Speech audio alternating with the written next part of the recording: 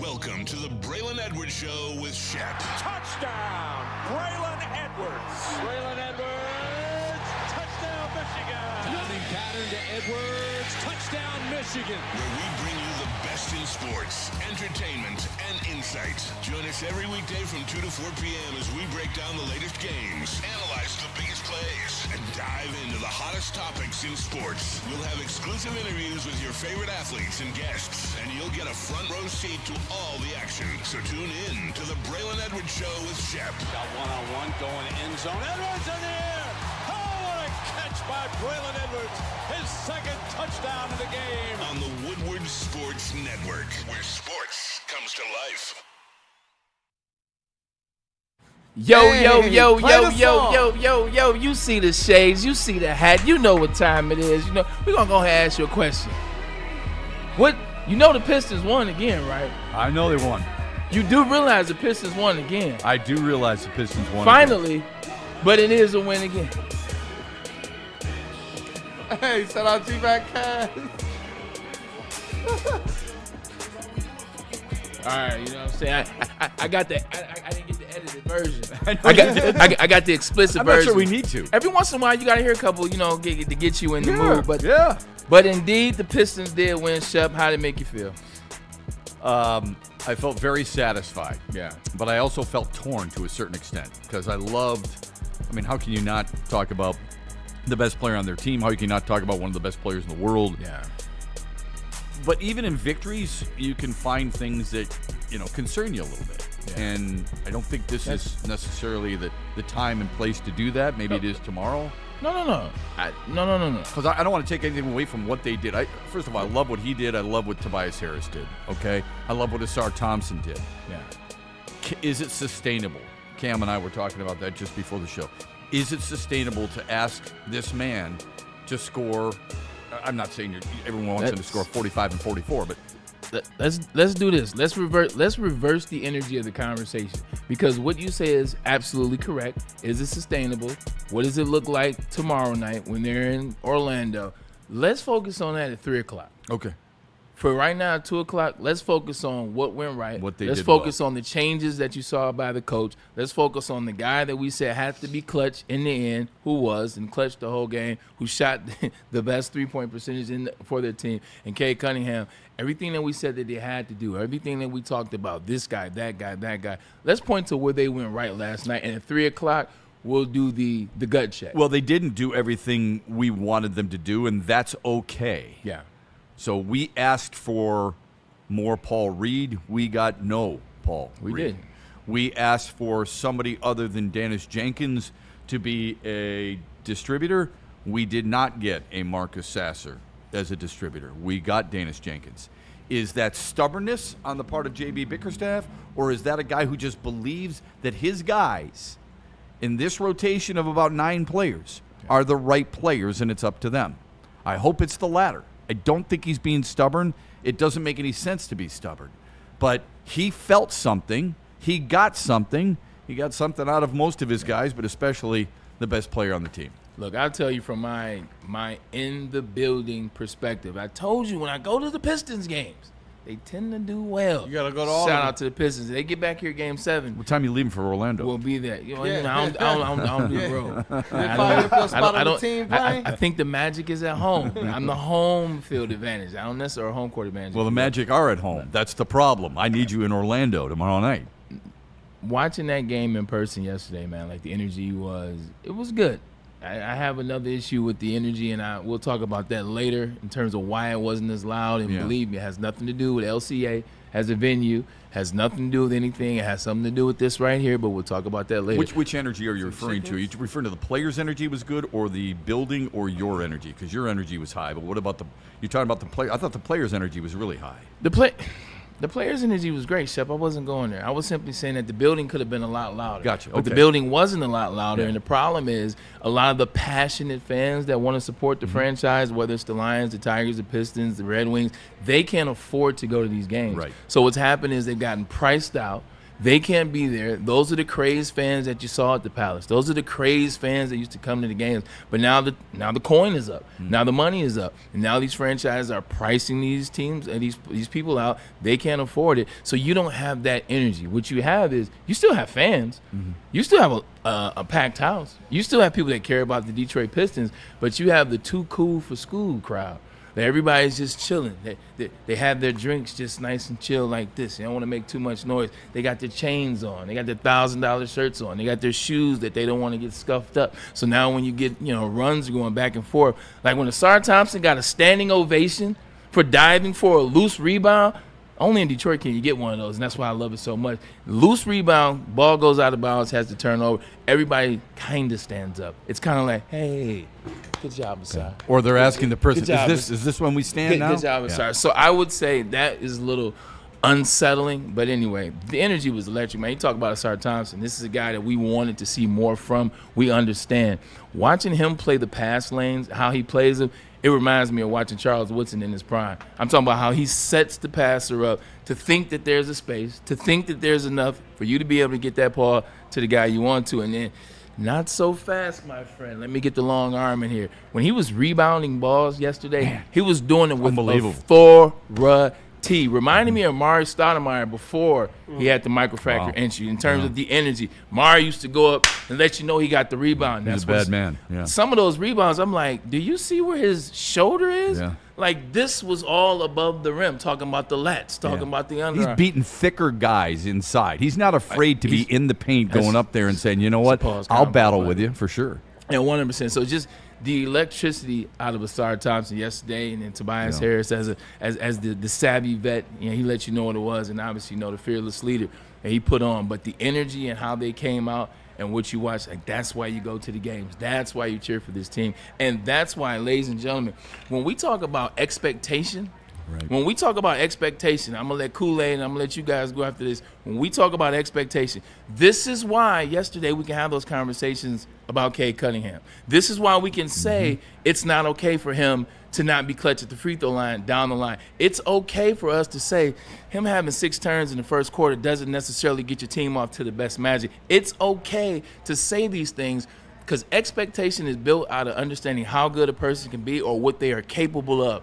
We know how good he is. We know. I didn't know he was capable of 45 last night, but guess what? He did. So when we criticize our stars, we're not criticizing because we're hating. Right. We're not criticizing because we don't like them. We're not criticizing because we're trying to do a show to get you guys to buy into what it is. We're criticizing because we know that there is more that they can do. Yesterday at the free throw line, 14 of 14. Beautiful. 14 of 14. And he knew it. 2 turnovers yesterday. That's the thing. He knew he wasn't good enough from the line in the game before. He said it's something he worked on. So what's wrong with talking about something that he admits himself? He wasn't flawless by any stretch because 6 turnovers concern you. But overall, he was his back has to hurt today, along with Tobias Harris. Now, Tobias Harris is a guy that all we heard a year ago was, he fades in the postseason. He's not good enough. He's too old. Those same people also want Kevin Durant, who's 37. But anyway, so Tobias Harris in the last 3 games, folks, he's averaging 22 points, 7 boards, shooting 49%, and 35 minutes. His regular season numbers aren't much different than his postseason numbers. I guess it's about, for me, expectation. What do I expect from him? I'm getting exactly what I expect from him. What do I get? What do I expect from Duncan Robinson? I'm getting primarily what I expected from Duncan Robinson. Now, we can argue whether or not those players need to elevate their game, and you would probably be right there to a certain extent. This dude has elevated his game. Because if he's averaging about 16 per game in his career and he's doing the same thing in the playoffs and he's giving the last 3 games about 22 points per game, that's pretty impressive, okay? So I get why we focus on Cade Cunningham because he was the best player on the floor last night. The difference between him and Paolo Banchero at the free throw line, did you see his numbers? Sickening, okay? That's what people in Orlando are probably saying today. They're going, you know what? If he makes free throws, we might win that game instead of going 5 for 12. Yeah, the difference in the game was 7. He missed 7. He missed 7 free throws. Yep. The team as a whole shot 53%. They were 16 of 30. That's ridiculous. Yeah. But we'll take it. We'll take it because our guy was better. On 30 attempts. Right. But what the difference to me and this is maybe too simplistic, offensive rebound, they doubled them up, and rebounding in general. Because I know J.B. Bickerstaff talked about the defense. I didn't think the defense was that good. Team shoots 48%. They knocked down 17 triples. That's a bit of an issue. But overall, from a positive standpoint, Cade Cunningham was miraculous. And a little statistic here for you. I'm sure you saw this from ESPN. This is the second game ever where 2 number 1 overall picks each had 40 points against one another in the same game. Do you know what the other game was? I do, but you can tell them. Allen Iverson and Shaquille O'Neal in an NBA Finals Game 1. Yep. Guess who won that game, by the way? The Sixers won that game. Yes, sir. And then L.A. won the next 4. As they should. Yeah, for sure. Because they shouldn't have won that one. Shouldn't have won that one. Yeah, right. 100%. So, I mean, what I loved most, what we asked for is more Isaiah Stewart. You got 20 minutes out of him. Yeah. What we asked for is more opportunities for Cade Cunningham to play off the ball. He played off the ball, and look at how well this team ran its offense for him. Not that he did it all night, but I think that's a big deal for them. And I think in the offseason, my hope is that the Pistons are recognizing it, that they're going to go get a guy who is a primary ball handler and a distributor and will help Cade Cunningham in that way. Like we always talk about another scorer, and I do think they need another scorer. That's obvious. Because you know how I feel. Duncan Robinson off the bench, give me another, Tyler Hero or whatever. But if you go get another guy who can distribute the basketball, that frees Cade up, I think, in a lot of different ways. So pretty pleased in that regard. I'll add to that, and I want to bring Kool-Aid in on the same conversation, is look at the difference in how much energy Cade had in the fourth quarter. Yeah. Look at the difference in how much energy he had in the last 4 minutes of the game. He was able to still be your fearless leader. He was able to still go in there and make it happen for rebounds. He was able to go in there and still shoot free throws and shoot at a comfortable clip because he wasn't necessarily exhausted, because he was coming off the ball, because other guys were taking the opportunity to get people involved and do things on their own. So if you allow Cade to have that type of energy at the game, he can be very, very more, what's the word I'm looking for? He can be more efficient. Kool-Aid. He still got this. Oh, come I was on, looking. man. I love the shades, but I was looking at the screen. All I saw was black. I said, "All right, cool. You get the gist." The Pistons won again. Go ahead, Pistons won again. You guys already know. Got the victory shades on, and we got the Cade Crusader shirt. Hey. You can find us on the Woodward Sports Network shop. Shout out. But Cade Cunningham, this is exactly what you want to see out of him. A little bit of criticism yesterday, and I think rightfully so. With the free throws and with not doing everything in his power to control what you can control. And I think you said it best. Sometimes it's when those turnovers happen. Like yesterday, his turnovers, there was like a flurry there, but it wasn't as consequential to this team's run. Whereas the game before that, where he set the record, well, those turnovers early, it seemed like it took the wind out of their sails. In this one, it seemed like this team played with urgency from the beginning of the game, and they did themselves a lot of favors by taking care of the ball early. You get an opportunity to run your offense effectively, and they mix in some new wrinkles there. What we've seen from Ausar Thompson as a ball handler when Cade wasn't there, well, we saw that yesterday. A lot more sets of Cade off ball, which is some things we've called for. And to be able to see them execute that effectively, which helped to unpack the Orlando Magic paint, that packed-in paint, that to me is what gives me a lot more hope. It'd be different if they won this thing by kind of scrapping their way through, but the offense didn't quite look right. The offense didn't quite look cohesive, and they weren't getting at least their opportunistic stops. Yeah. But I saw some changes that we've been calling for, screaming for effectively. Yeah, we only saw it in the third quarter of game dope. 2, right? That's the only time we saw this offense as efficient as it was last night, the third quarter of game 2. That 30 to and it's 3 interesting that people in the chat, and smash that like button, people in the chat are saying we could have won game 3. No question. Yeah. They could have won game 4. Yeah. All right? But here's how I flip it oftentimes. Turnover. Do you think Orlando is saying right now we could have won game 5? Yeah. Hell yeah, they are. And that tells you Black look like Franz Wagner. If we could hit a free throw, or if we had Franz Wagner. Yeah, 100%. And that is fair, and that's going to be part of the conversation when we look at it that way. What I love about it, and too, being at LCA yesterday and kind of watching, if you peep, Paolo Banchero is the one that started it off.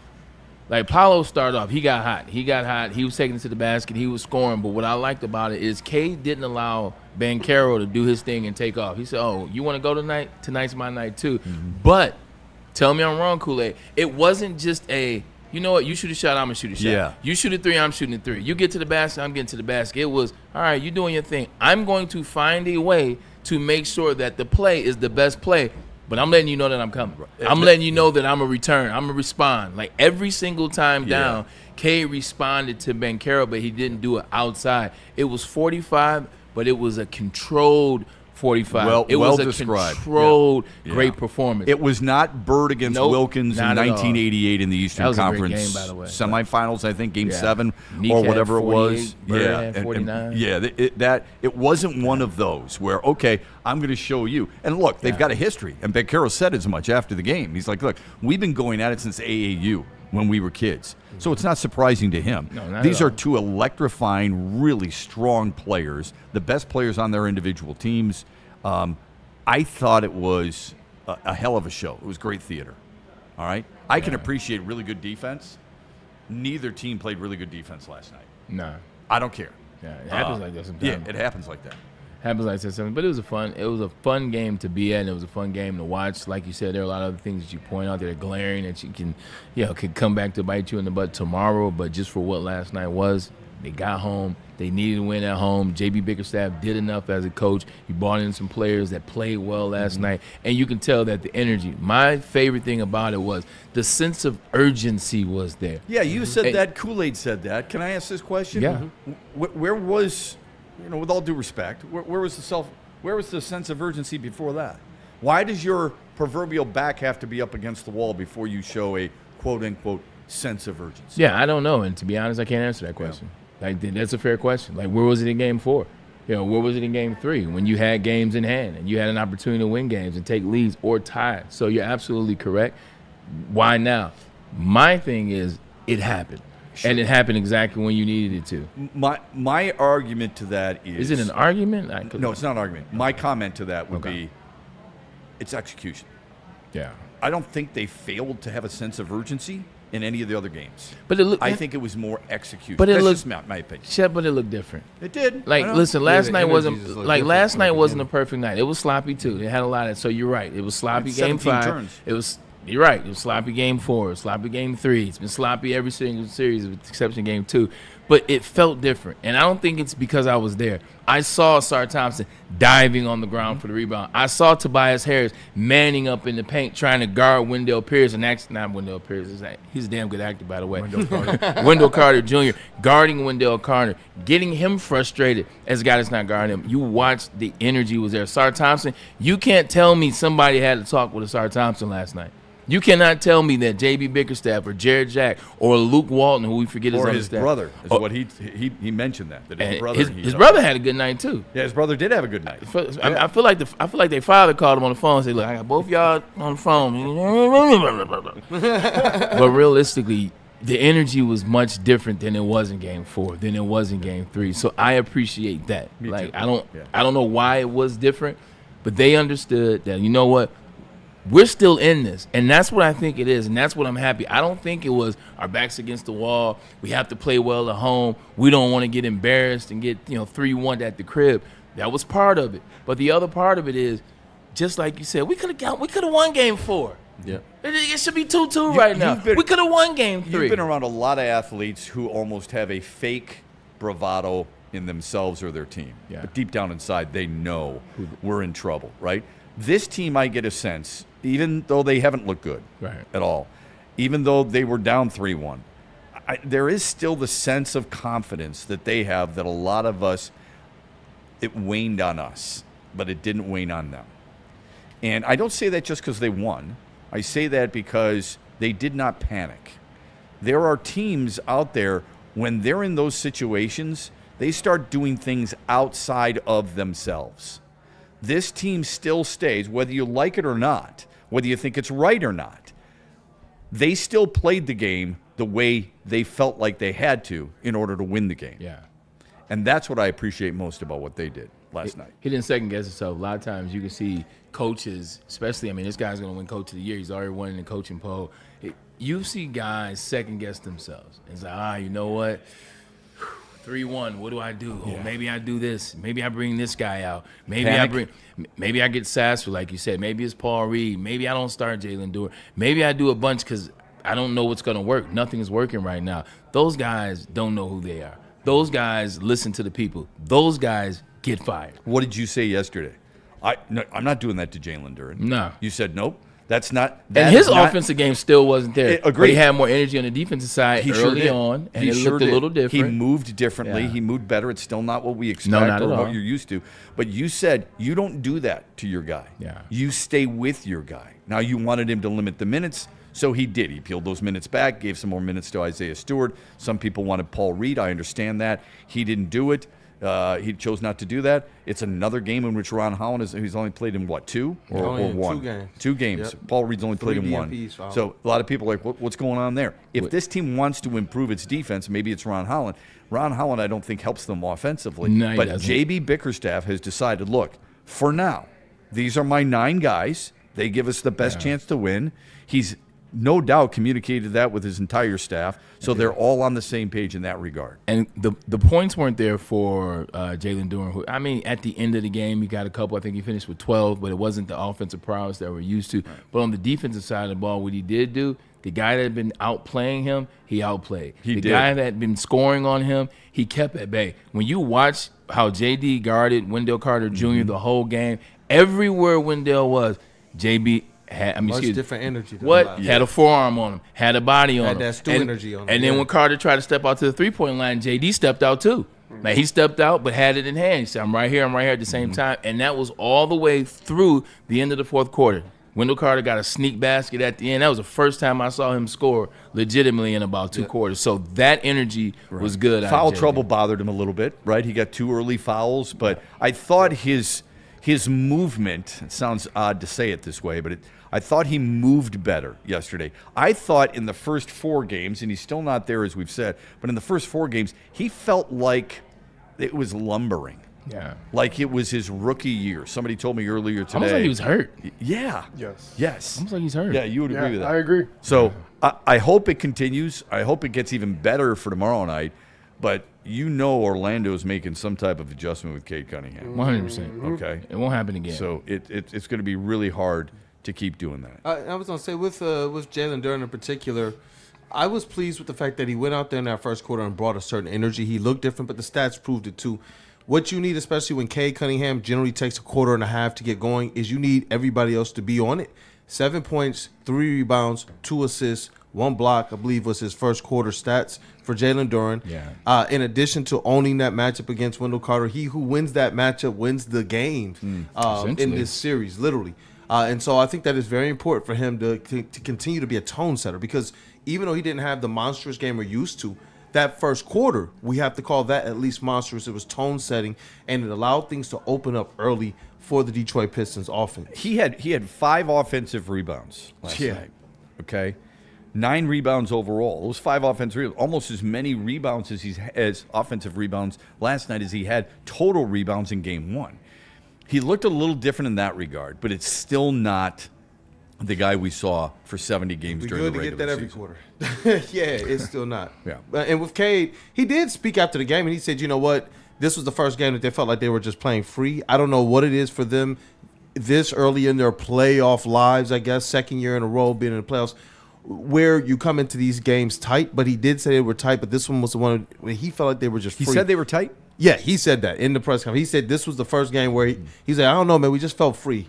He said, this is the first one we felt like we came in here and we weren't tight. Does that bother you that he says we were tight?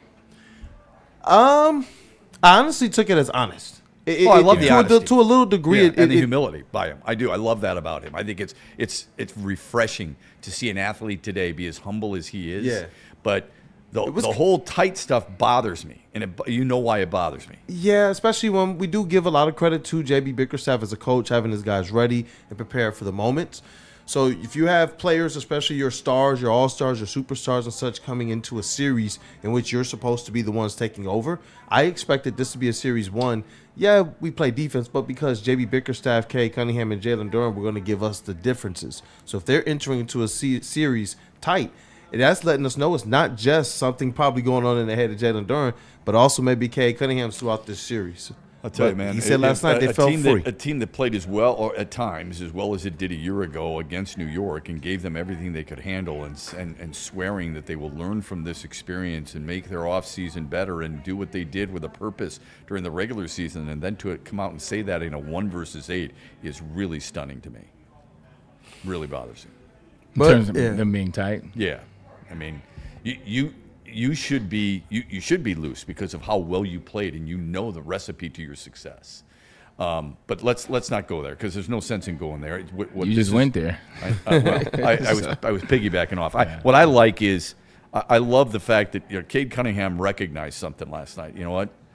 We're not going down without a fight, and I'm going to be the captain of this flipping ship, and I'm going to provide that punch. And he did it on a regular basis, like you said, involved in the offense, but not being a ball hog like we've seen some players do in the past. Making sure there are certain options that he wants to probe first, but when he had to, he responded, and I thought it was super inspiring. Yeah, it definitely was. It still was, yeah. Still was watching that game. Every time Dennis Jenkins grabbed the ball, I was like, come on. I know. No. I know. Duncan Robinson early in the game, I was like, what are you doing? Yeah. I mean, he ended up making his threes towards the end of the game, but Yeah, I mean, look, he had 3 triples. Okay, that's what you need from him. You need a guy like that to space that floor, and you need. If it's not him, it's got to be somebody else. But there really isn't anybody else. I mean, if you want Isaiah Stewart shooting threes, I'm sure Orlando would be cool. Go right ahead. You want Asar Thompson shooting threes? They'll say, cool, go ahead. There's 2 guys that scare the hell out of you from the 3-point line. It's Cade Cunningham and Duncan Robinson. Duncan Robinson's got to make the shots, but that's the reason he's there. yeah, it is, and it's just one of those things too, man. Like, you talking about the past. Now that you brought up, what next game is going to be and the things and where we kind of failed yesterday. I was watching Duncan Robinson. It's like it still is a sloppy basketball game. To your point, like watching the one. Remember they on a fast break and Duncan Robinson like turns the ball over. Like, what the hell was that? Mm-hmm. Like, what the? Yeah. I don't want him leading the break. Okay, tell him that. I don't disagree with that. You want to give it up to somebody who is better at that point. Who is better? Who's better at leading the break? Outside of Cade Cunningham, who's better at leading the break? And therein lies the issue I have with the way this team has been built. And I've said this all year. I've said that it's great to expect a lot out of your superstar. Yeah. And we do. We mentioned that the other day. But, you need somebody else to alleviate certain aspects of his game. And I just don't think they have anybody else who can push it the way he does. And they don't, but we won't cross that bridge until this season's over. That's correct. Yeah. That's correct. So right now we're in the throes. They won the game. They got another gritty win, and once again, it's who can win the last 4 minutes. That's the way it seems to be in this series. This is what the series feels like. Who can win the last 4 minutes? Who can do the things in the last 4 minutes? Who can make the free throws? Who can not turn the ball over? Who can get good possessions? Who can take the time? And who can play defense in those last 4 minutes? Who has the energy in those last 4 minutes? Whoever has that is gonna win this series. Did the Cade Boncaro battle that was just scintillating stuff? I mean, you couldn't walk away from the TV, and you sure as hell couldn't go get another drink. Of course, you're in those seats where you're just asking people to bring you the drinks. So what you're doing is the best thing I've seen in person. Long time, very long time. Can you get an example of another one that it reminds you of another one? I brought up the Bird Wilkins one. That's the one that came immediately to mind. I went to when I was in Cleveland playing for the Browns, I went and saw the Lakers play the Cavs on Christmas. This would have been like 2007. Okay. I think this was 2007. Like, Kobe and LeBron went at it. Like, they guarded each other the entirety of the game because you know how Kobe was.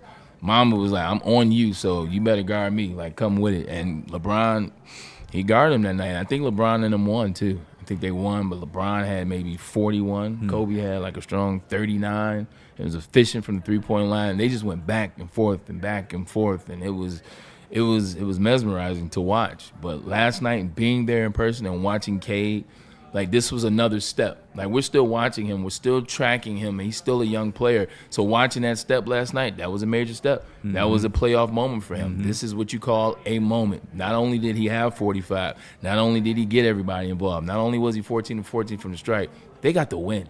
Yeah. And I think that's what's so big about it. Banchero had more points.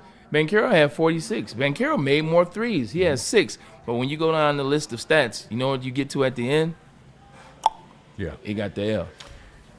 I don't want people to take this too hyperbolically, so please don't. But the way Cade Cunningham oftentimes plays, or the lack of help he oftentimes gets, is just a little bit, like Michael Jordan in the early mid-1980s. 1986, for example, when Chicago played Boston.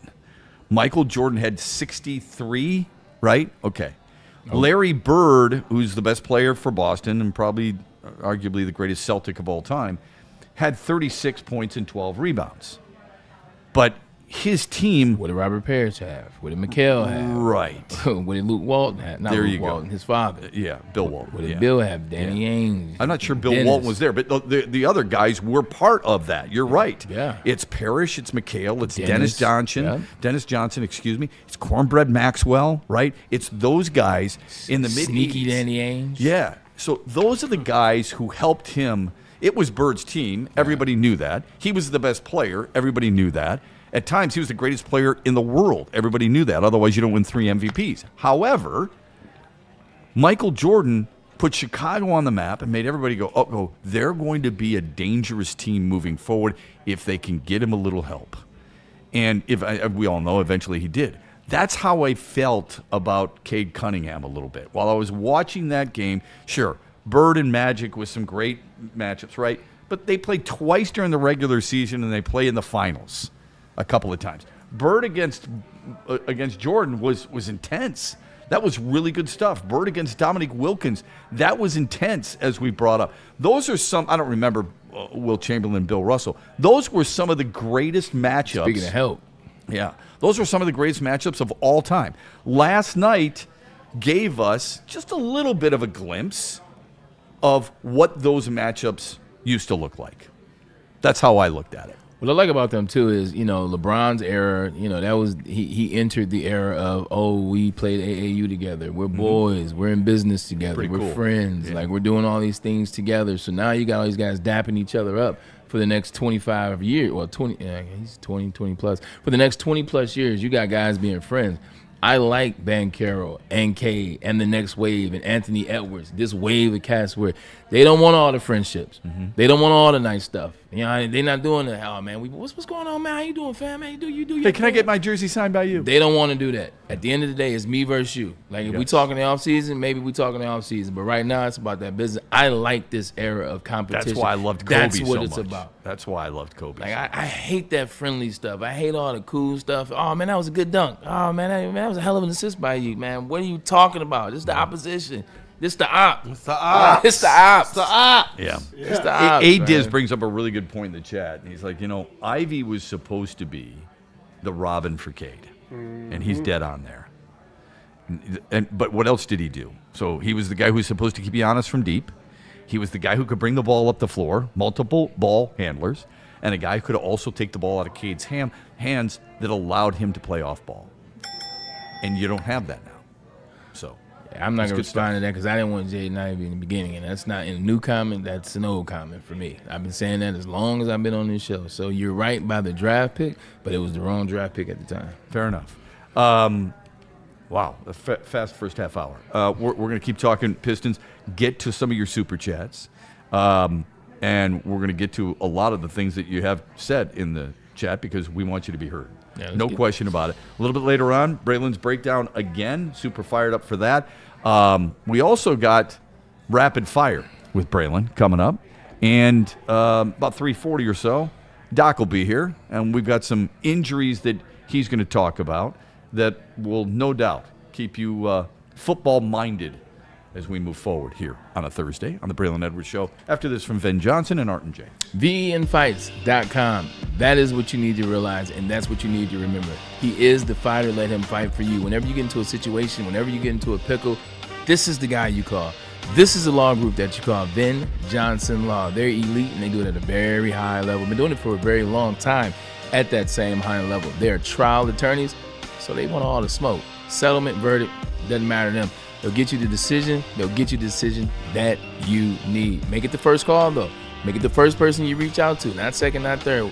First person you reach out to. Get them on your team. Get them what's going on so that they can represent you, so they can make it happen for you. Don't let anybody snake you out of your cheese. Ven Johnson Law will make sure you get what you need. Tigers are up 3-2, by the way. They just scored 3 shout runs. out. So good Oh, they're for playing them. the Braves. I don't know if I'm they are, cheering but or not. Matt Vierling has a couple of RBIs. Oh, my God, I can't stand the guy. And Gleyber Torres set an RBI sacrifice fly. So they're up 3-2. It didn't help them last night. You know what was really helpful, though, when you watch the Tigers? You watch it at a place that is got plenty of TVs, because there's a lot of people standing around a lot of times, so you want to be able to see the game. Well, 80 big screen TVs at Art and Jake's in Northville. Does that do it for you? You want a place that has really good food? Art and Jake's, all 6 of their Metro Detroit locations have great food and 22 beers on tap. On top of that, the watch party that is taking place, Cinco de Mayo, tacos with it. Tacos? Yes, tacos. Taco. Yeah, come celebrate that festive day at Art and Jake's in Northville with the heavyweights. They'll be broadcasting live starting at 5 o'clock, the Detroit Tigers watch party as the Tigers take on the Red Sox here on Woodward Sports Network. It's game on at Art and Jake's. Wings, burgers, pizza, and ice-cold drinks served up with attention to detail. Wall-to-wall TVs, great service, and a vibe that keeps your crew coming back. Art and Jake's, a sports bar setting with a fine dining flavor. Big injuries, big news. Twice a week, Dr. Jeff Pierce from Michigan Sports and Spine joins Woodward Sports Network for the Injury Insider Report. Big D Energy Tuesdays at noon. Braylon Edwards and Shep Thursdays at 3:30. Get expert analysis and in-depth breakdowns on the latest sports injuries from the man trusted by top athletes in the community, like D-Mac.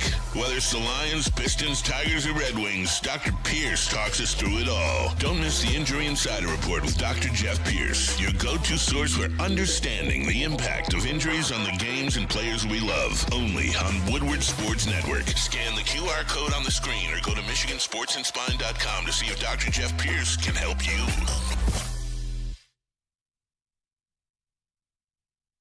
Planet Fitness now has even more best-in-class strength equipment. Join today for $1 down and save. We're stepping it up.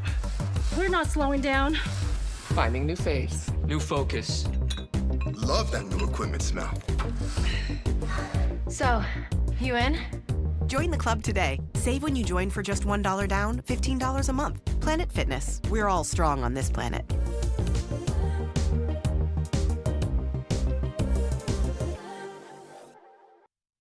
You know how some things are so good they should be world famous, but they're not? Our house-made vinaigrette is one of those things. And the antipasta salad, we drizzle it over. Same with our hand-battered chicken tenders. Original recipe soups and pasta sauces. It's almost as if our original, world-famous Detroit-style pizza is mocking them. And that's not very nice. Planet Fitness, where your fitness is essential. With over 50 metropolitan Detroit locations, it's the gym for you. Gyms are squeaky clean, trainers on staff, and then also there's no judgment. Home of the judgment-free zone, so come on down. Like I always tell you, it doesn't matter if you're starting, you're continuing, or trying to take your journey to the next level. Come on down to Planet Fitness, where we understand fitness is essential. We're all strong on this planet. Third rock from the sun, that is also Planet Fitness. Hey, man, you know, people were probably celebrating that win last night, Bray, with a little bit of Loom product.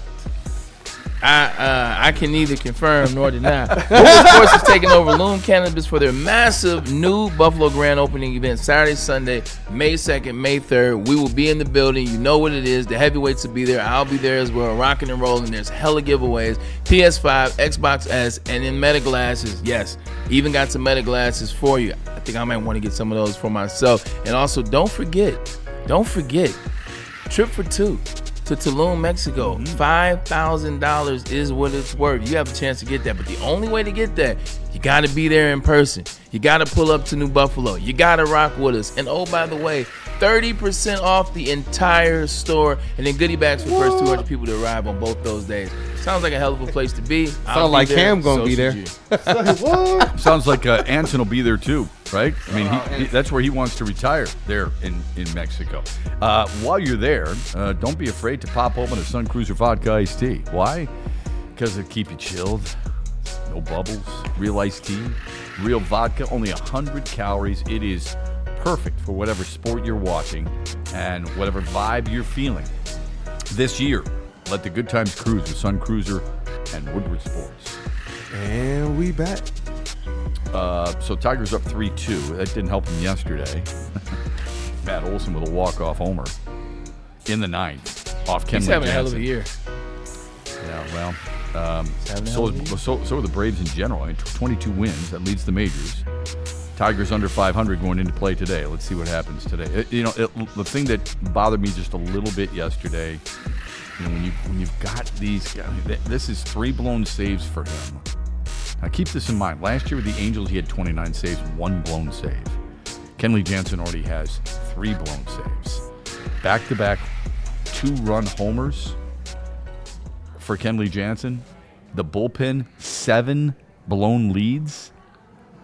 That's a little concerning. I'm not going to raise the red flag all the way up, but it's a little concerning right now with what's going on. I don't think it's a little concerning. I think it's more than a little concerning. I think we're just not saying that because it's like game 31, game 32. You're probably right. I think it's really concerning because the thing that has been a constant and a consistent for the Tigers has been the pitching. So it's the end of the back of the bullpen as well as the injuries that you have. That's concerning. The bats are always going to be what they are. It's very inconsistent. So when you look at the Tigers right now, it's very small sample size, a long time to go, so I won't be up here and be hyperbolic. But I will say, you asked for some crazy predictions. Unfortunately, 2 of my predictions are looking really good right now. Which are? I said K-Mac was going to be Rookie of the Year, as well as maybe even be an All-Star. Holy crap, he's unbelievable. I said it. 13-game hit streak. He's 0 for 2 today, but he has 3 walks. So that's an on-base streak. That's an on-base streak of 27 consecutive games. He's 21. The other thing was I said the Tigers weren't going to make the playoffs. So I hope that one doesn't come. Yeah, I hope you're not being prophetic in that regard at all. No. But yeah, I mean the kid's got 3 walks. I mean that's awesome stuff. Good eye. Yeah, good eye and a menace on the base paths too. So playing for the most part, I think full-time short. Plays with you can tell he and his upbringing. I assume a father, so I don't want to assume, but you can tell his father and his coach, like from little league to when he first started playing till now, have worked on his confidence. Well, his father is a coach, so I mean, your dad was same, I can recognize the energy. Like when he plays, you can tell the confidence of I know how to do it, and if I don't do it, I know how to correct it. Like that's how it looks, and I'm glad you said it because that's how it was for me. Like when I would mess up in little league or mess up in high school, I wasn't one where I had to go back to the coach or wait for the film session or wait for the correct. Mine was like, all right, Dad told me, yep, you know what? And I had my hands up at the line of scrimmage. Oh, you know what? That I recognize that energy. There's a saying in sports. It's called the guy's a dirt ball. That's oftentimes a compliment. It's a good thing. Yeah, it's a good thing. I think he's a dirt ball. Yeah. So when he plays the way he literally is a throwback player. Okay? It's kind of Amon-Ra St. Brown's a throwback player a little bit like in the NFL. All right? I think Jack Campbell's a throwback. That's a good one. Yeah. I think Kevin McGonigal, he reminds me of a dirt ball player. Every time he steps in the box, when I was a kid, I would watch Rod Carew hit. I would watch George Brett hit. I would see these guys, Pete Rose, and I thought to myself, we're not getting him out. Alan Trammell, I felt that way about Alan Trammell, too. Every time he stepped in the box, I watched an old mid-'80s matchup, Trammell against Nolan Ryan the other day, and Trammell burned him for a double at the left center field gap. It was awesome.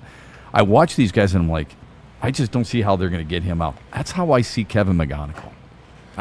I look at him as a guy who is going to be really tough to retire. In other words, he's not going to get himself out. You're going to have to get him out. That's how Pete Rose was. That's how those guys are. I was going to ask, I've asked the question a million times. Like, I don't understand how Nolan Ryan plays for 20-plus years and doesn't win the Cy Young, and obviously it's because of the losses. But when you just made that comment, like, in my head, I said, maybe that's why I started to understand more. When you say Alan Trammell took Nolan Ryan right up the base path for a double, like, that didn't surprise me. Because Nolan Ryan, although still can throw gas, he was hittable. Yeah. But if you say something like Pedro Martinez, I'm like, he didn't hit Pedro. Shut up, Lion. Yeah, remember, that's power pitchers can be susceptible to that. Yeah. Tarek Skubal last night. Ozzie Albies, 2-run homer in the first inning. By the way, anybody? Roger Clemens, good one. Yeah, Randy Johnson. You got to catch up to it, but still. Hey, hold on now. That's the big units. That's one of my top 3 players ever. Yeah, that's fine. He's but one of my top 3. He'll give up homers, whereas with Greg Maddux, he's gonna frustrate you. Probably he will also blow up a pigeon too. He was exciting to watch, man. He will blow up a pigeon. That's like one of the most amazing things ever. It'll never happen again. Like that's something you can honestly say will never happen again. No MLB pitcher will catch a bird, rises across a home plate. He blew up a bird, won a Cy Young, and won a World Series in the same year. Like, let that sink in.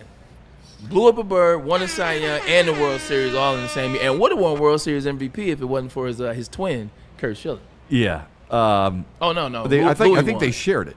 That's right, they did. Yeah, they shared it. All right. Anyway, ironically enough, Randy Johnson and Greg Maddux are the only pitchers in history to win 3 straight Cy Youngs. Yep.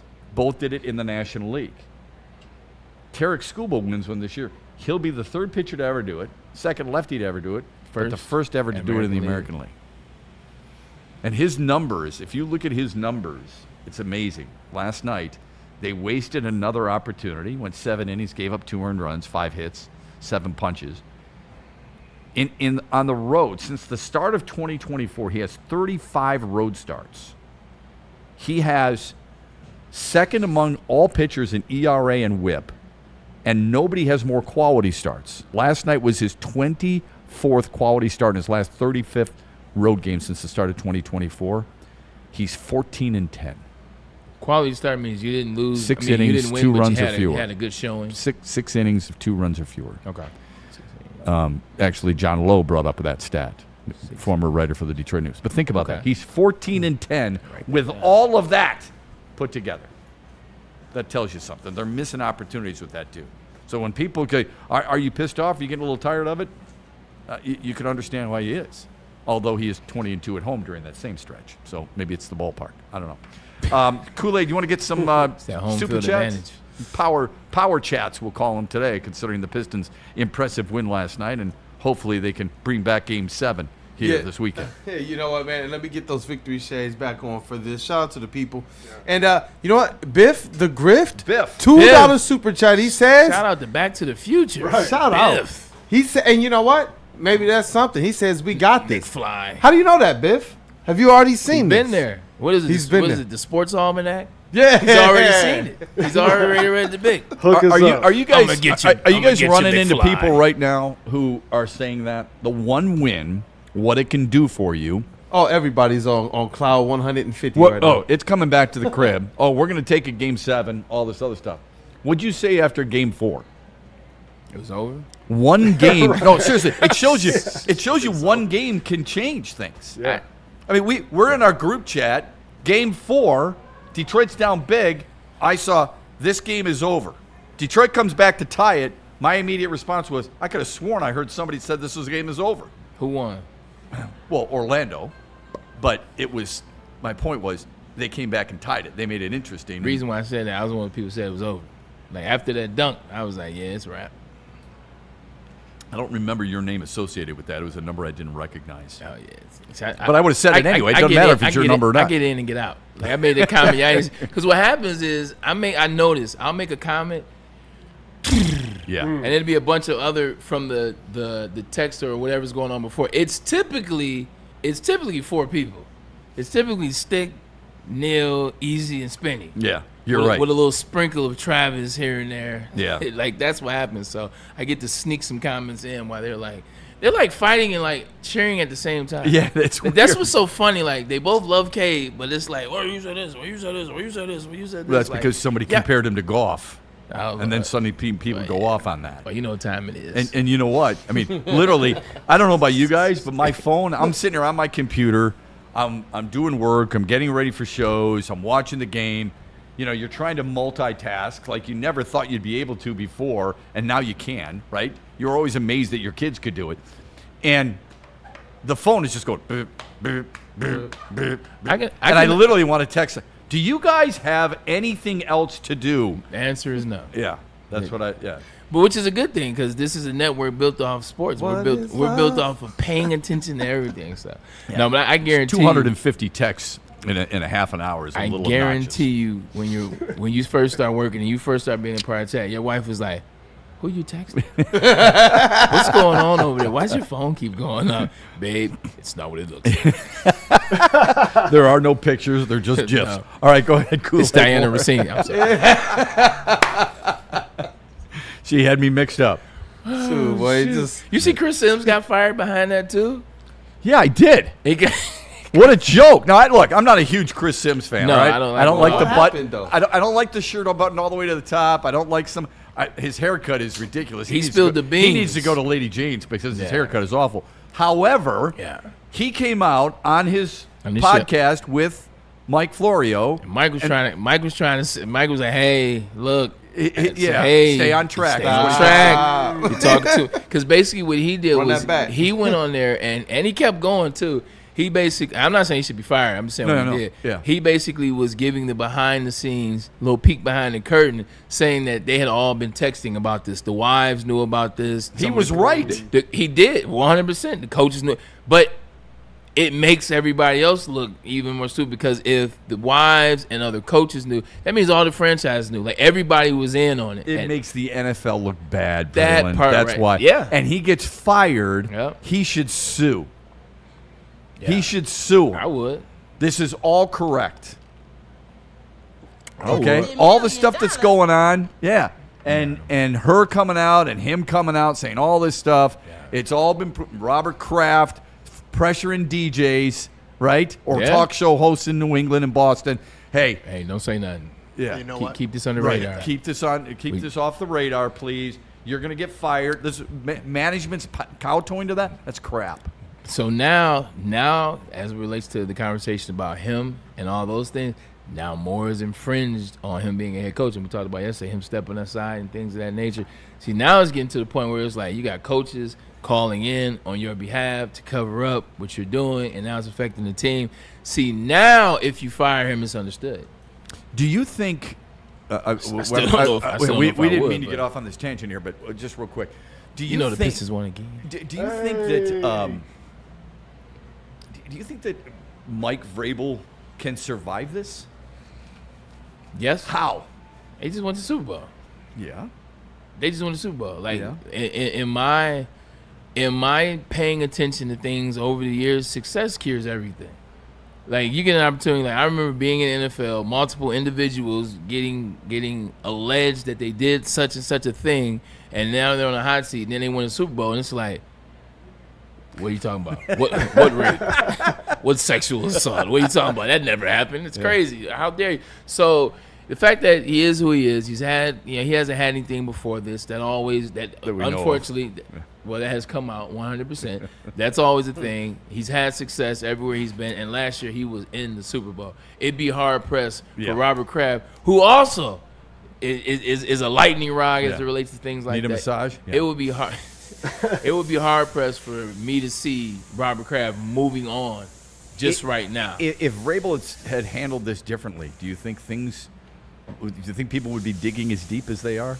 If he had come out, if both of them had come out and said, "Look, I screwed up. I'm sorry. I need to work on some things. I apologize to my fan base, my players, and all that stuff." If they were just humble about it and said, do you think people would have dug as deep as they have? People found a text from Fernando Mendoza when he was like 14. Yeah.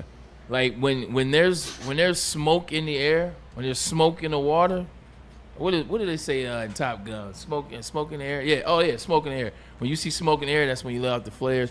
When there's smoke in the air, people are gonna start digging because that's the era we live in. We live in the internet age and it's social media age. So you see a little bit. Oh man, I wonder if there's something from 10 years ago that I can repost and say, oh, there may be something because look at this comment that was made on. I've got nothing to do today. So, yes, I think even if he would have came out and said, hey, look, you know, there's nothing going on with Diana Rossini and I, but we were in a space where it was just she and I, and that's inappropriate. Consider what I'm here for, and I'm married. That was inappropriate. Shouldn't have been doing it. So I know better. Moving forward, you won't see anything like that. That only makes it interesting. That's like, oh, let me see. So giggity. All right, Quagmire. So I think Quagmire is right. This is a Quagmire, and it would have been one regardless of how they handled it, because they allowed themselves to be Dolo in the sunset. Yep, I guess so. Sunset Boulevard, baby. There it is. Sunset Boulevard. All right, Kool-Aid. Then you've got Bud Light commercials, supposedly, right, on the internet. Kool-Aid, any more super chats? Yeah, we got a couple more in here. Michael Wary, $5 super chat says, Tigers recall Emmanuel De Jesus, Jace Young, after officially moving Casey Mize and Javi Baez to the 15 and the 10-day DLs. Mm-hmm. And Charles. Jace Young actually was in the lineup today. So, De Jesus you can have, but whatever. Tigers are up 4-2 now in the ninth. And, shout out. And Charles, $5 super chat says, I feel the problem is Detroit sports has taken on this constant underdog role versus owning being the best and just coming out hard from the get-go. And that was in response to why they're probably a little bit tight through some portions of this series. The Pistons versus the Magic. Okay. You buy that? No. I think realistically, and I appreciate the comment because there is an underdog. There is a huge underdog kind of like mentality here in this state. It's real. It goes to certain institutions in this state. It goes to certain teams in this state. So it's very factual. What I think it is the Orlando Magic. They got together. They got healthy. They played in the play-in. They got a little bit of rhythm by themselves. And in game one, they punched Detroit in the mouth. And then after they got punched in the mouth, they panicked.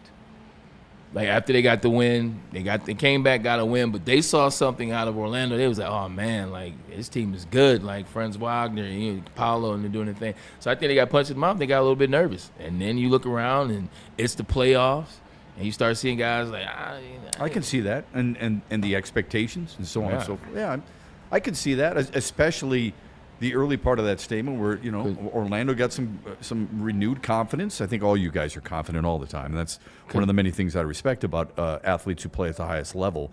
But you can lose confidence, which has always surprised me about athletes who reach where you are able to reach. But Orlando, I do believe, gained that rhythm that you're looking for. And when Detroit got punched in the mouth, the thing that might bother me most by that comment in the chat, and I think they're right, is that this team prides itself on being tough-minded and tough physically. And if it did get punched in the mouth and it felt that over the following 3 games and then got it cured a little bit last night, I wonder about, not that I'm challenging their toughness or their grit, but I wonder if that was a big sell job to us and almost a false bravado. Talking about the regular season? Yeah. Season. You know where I'm at with that. Mm-hmm. Definitely a level of that. Because let's just realistically look at where Orlando is. They're not that good. Like, they're not that good. Paolo Banchero is an amazing number 1 overall player that has struggled this series with the exception of last night. He struggled at the free throw line. And Franz Wagner has played really good. This team ain't that good. Okay. Like, for what we're supposed to be and for what the season was, and we're number 1 and we play defense and we do, this isn't a team that should be whooping you like they are. Or shouldn't be beating you like they are. They shouldn't be up 3-1. Like, this Orlando Magic team is a good team. They're better than the play-in team. But they by no means are a team that should have you up 3-1, regardless of which way it could have went. Like, you shouldn't be in a position to where it could have went this way and you won, or could have went this way and what you lost, what you did. So that's how I look at it. Like this. But we had a conversation the other day. You said 4 of the top 6 players played for Orlando. In terms of, but they're still not a good Orlando team. Like, I expect to see this team play whoever's playing next and not look that good. I mean, the East is not that good, but I just don't see them as play a good either team. Cleveland or Toronto. Yeah. I mean, East sucks. I think Boston's pretty good. Yeah, but them, like, they don't count. Like, they're who we believe is waiting for OKC right now. But we've all said it's about matchups, right? Do you think this is the hardest matchup for Detroit in the East? Is this Orlando team the most difficult matchup for the Pistons because of length and physicality? Is there anybody else in the East that you could, in other words, I guess, if I'm looking at it from a glass half full, if they get by this team, I can see them getting to this level where you and I expected them to get to the Eastern Conference Finals? I don't know. I'm going to start doing it more often. I don't know. If Wagner stays out. I'm saying, is this going to be the hardest series for them? Because there was no Wagner yesterday. Right. There was no Wagner, and they barely won. Yeah. Yep. Like, all of a sudden, here comes Black with 19 points. Yeah. So it's like, oh, you substitute this for this guy. If Bane could have made a shot or 2 more, it's a different game. So as much as I love what the Pistons are doing, this Magic team, especially without Franz Wagner, like, Okay. By the way, I was wrong. I said Jace Young in the line. I mean, last night. He was in the lineup last night as a DH. He's not in there today. Dylan Dingler. Tigers lead at 5-2. Okay, yes. 5-2 in the ninth. Another one. Another one. Another one. Camp's like, yes, we're going to get back to 500. Thank God. That's going to be awesome. You guys are terrible. All right, we're going to do Braylon's Breakdown when we come back. Best. We also have Rapid Fire. Any other Super Chats before we hit the break? We're Brought to you wrapped by up for right State's now. Title and Shout out Pure to the people. Psychiatry. Okay. Yeah, thanks a lot. Smash that like button. We always appreciate it. We appreciate the comments. And a lot of you are keeping us up to speed on the Tigers game. So good for you. We appreciate that very much. Cleveland will be just as difficult, according to Showprint and some of the other folks in the chat. We'll get to some more of those as we roll on here on a Thursday afternoon on the Braylon Edwards Show on Woodward Sports. The team in the State's Title Agency, they know what they're doing. They've been doing it for 20-plus years, and my boy, Nabi Saad, an amazing guy, but he's an even better estate title agency planner. They make things simple. They make it convenient. That's why you want to partner up with them. They even have late night as well as weekend closings. You got to schedule an appointment, but they still will come to you. They make it availability. The best ability is availability, and they have that in spades. Make sure when you go to them, man, it doesn't matter if you're trying to refinance or you're trying to buy a home. They will make sure you do it the right way. They will make sure they take care of you and make it comfortable. So I want the comfortable, the convenient, and the simple experience. Go to State's Title Agency for it. One of the things we were really most impressed about the Pistons' performance last night is their mental toughness, all right? That is not an easy thing to have in today's society, especially when you're an athlete. But overall, it can be challenging. You got to be really strong mentally. And everybody, every once in a while, trips. If that happens and you're looking to take the first step to try and rebuild that self-confidence, great place to start is Pure Psychiatry. They are accessible, they are comfortable, and they are easy to listen to, and they are easy listening. So you can talk to them, and they'll take everything you have into account, and they'll make sure they put you on the program that best fits you. Not anybody else, only you. 16 locations in Michigan, 2 more in the state of Ohio, or just make it simple and go to purepsychmi.com today.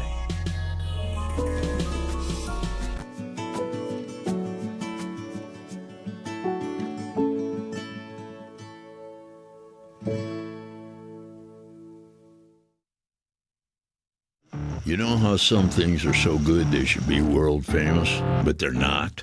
Our house-made vinaigrette is one of those things. And the antipasto salad, we drizzle it over.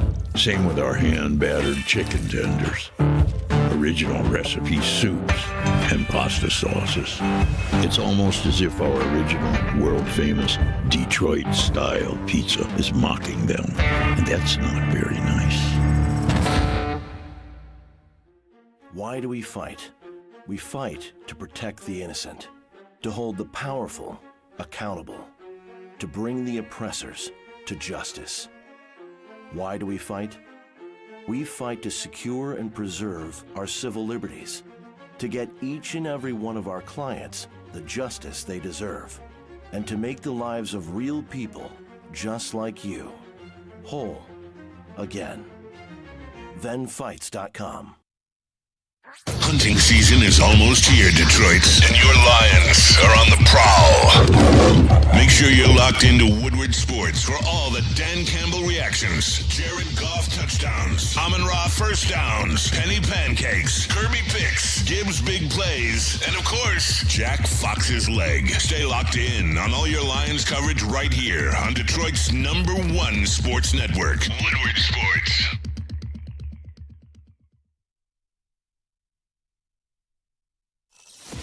Talked about Detroit media by other Detroit media, and we love it. It's the Woodward Sports Network. Game is won in the trenches, and our big fellas don't mess around. The Woodward Heavyweights on Woodward Sports. Big Big injuries, big news. Twice a week, Dr. Jeff Pierce from Michigan Sports and Spine joins Woodward Sports Network for the Injury Insider Report. Big D Energy Tuesdays at noon. Braylon Edwards and Shep Thursdays at 3:30. Get expert analysis and in-depth breakdowns on the latest sports injuries from the man trusted by top athletes in the community, like D-Mac. Whether it's the Lions, Pistons, Tigers, or Red Wings, Dr. Pierce talks us through it all. Don't miss the Injury Insider Report with Dr. Jeff Pierce, your go-to source for understanding the impact of injuries on the games and players we love. Only on Woodward Sports Network. Scan the QR code on the screen or go to MichiganSportsandSpine.com to see if Dr. Jeff Pierce can help you.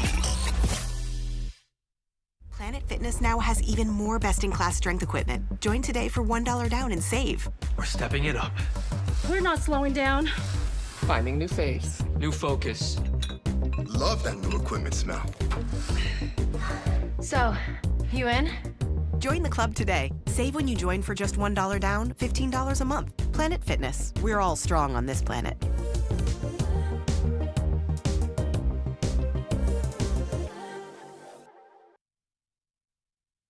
This is a hungry bear. This is Carl and Jeff. Carl isn't worried because he has focused energy to spare thanks to Thrive energy pouches. Jeff didn't use Thrive when Carl offered. The bear is happy about that. Don't just survive. Thrive. It's game on at Art and Jake's. Wings, burgers, pizza, and ice-cold drinks served up with attention to detail. Wall-to-wall TVs, great service, and a vibe that keeps your crew coming back. Art and Jake's, a sports bar setting with a fine dining flavor. It is not too late to get that Caesar Sportsbook app, the official sportsbook of Woodward Sports. Check it out, y'all. Can place any bet up to $1,000, and if you lose, you get that back. All you gotta do is scan that QR code, enter the code Woodward1000. If that first bet doesn't hit, you'll get your deposit back, the whole $1,000. It does sound crazy, Kool-Aid. I agree. Download that Caesar Sportsbook app today, the official sportsbook of Woodward Sports. Use code Woodward1000 or scan that QR code on your screen. And y'all already know Thrive Energy Pouches are the best way to get that clean energy, zero distractions, no sugar crash. Thrive actually challenged us at Woodward Sports to see if y'all are actually tuned in. They're offering 3 free cans of their energy pouches. Go to dipstop.com/WSN. Use code WSN to get those free 3 packs of energy pouches. This is a 5-day offer, only valid starting tomorrow through Cinco de Mayo. Thrive Energy, they just flippin' work. Shep, what's up on that cherry weed? That sounds good. We were talking about cutting grass. Yeah, we're talking about cutting grass, which, you know, if I can hurry home and cut my grass. Your mic was off.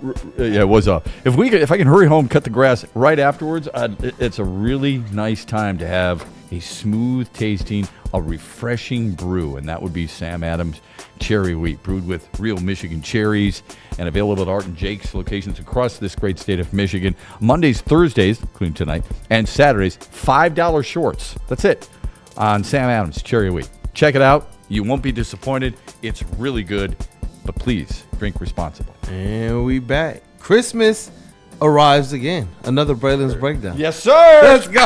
Come on. You had me fired up. I thought, wait a minute. I get to open a present and watch Braylon's Breakdown? And then you pulled out the rug from underneath me. That's okay. Let's do this, all right? Every single day since last Friday, we've had a Braylon's Breakdown. You know what that means? That means we're going to do it 365 days a year. No, I'm just kidding. Right. We're going to have Braylon sitting there content on the weekends, too. Absolutely. Braylon's breaking down the undrafted free agent that will be the first man cut from the 98 guys available in Allen Park. I'm not going to lie, man. I was watching some film on the defensive, the edge from USC. Yeah. Man, there's some stuff to like about him. Okay. It's some stuff to like about him. All right. There's a lot to like about Braylon's Breakdown. Kendrick Law, the wide receiver out of Kentucky. Detroit Lions select Thank you. Go ahead, Roger. Oh, okay. I thought we held the whole thing. Oh, that's right. Roger only does the first round where he can hug everybody and fake hug and love them. So let's see what we got here, what you like most about a wide receiver that surprised a lot of people, at least Lions fans, with that draft pick. 100% surprise pick in the 5th round. Brad Holmes noticed him in Alabama a couple years ago and then saw him again in the scouting report as it relates to University of Kentucky. What I like about him, exceptional straight line speed, and then his hops, his vertical, off the chain, 42-inch vert. You saw that at the combine. The boy can jump. We have some footage, too, that'll prove it. Also, he's strong. He may be a 5'11", 205 receiver, but the man is physical. 21 reps, 225 at the combine.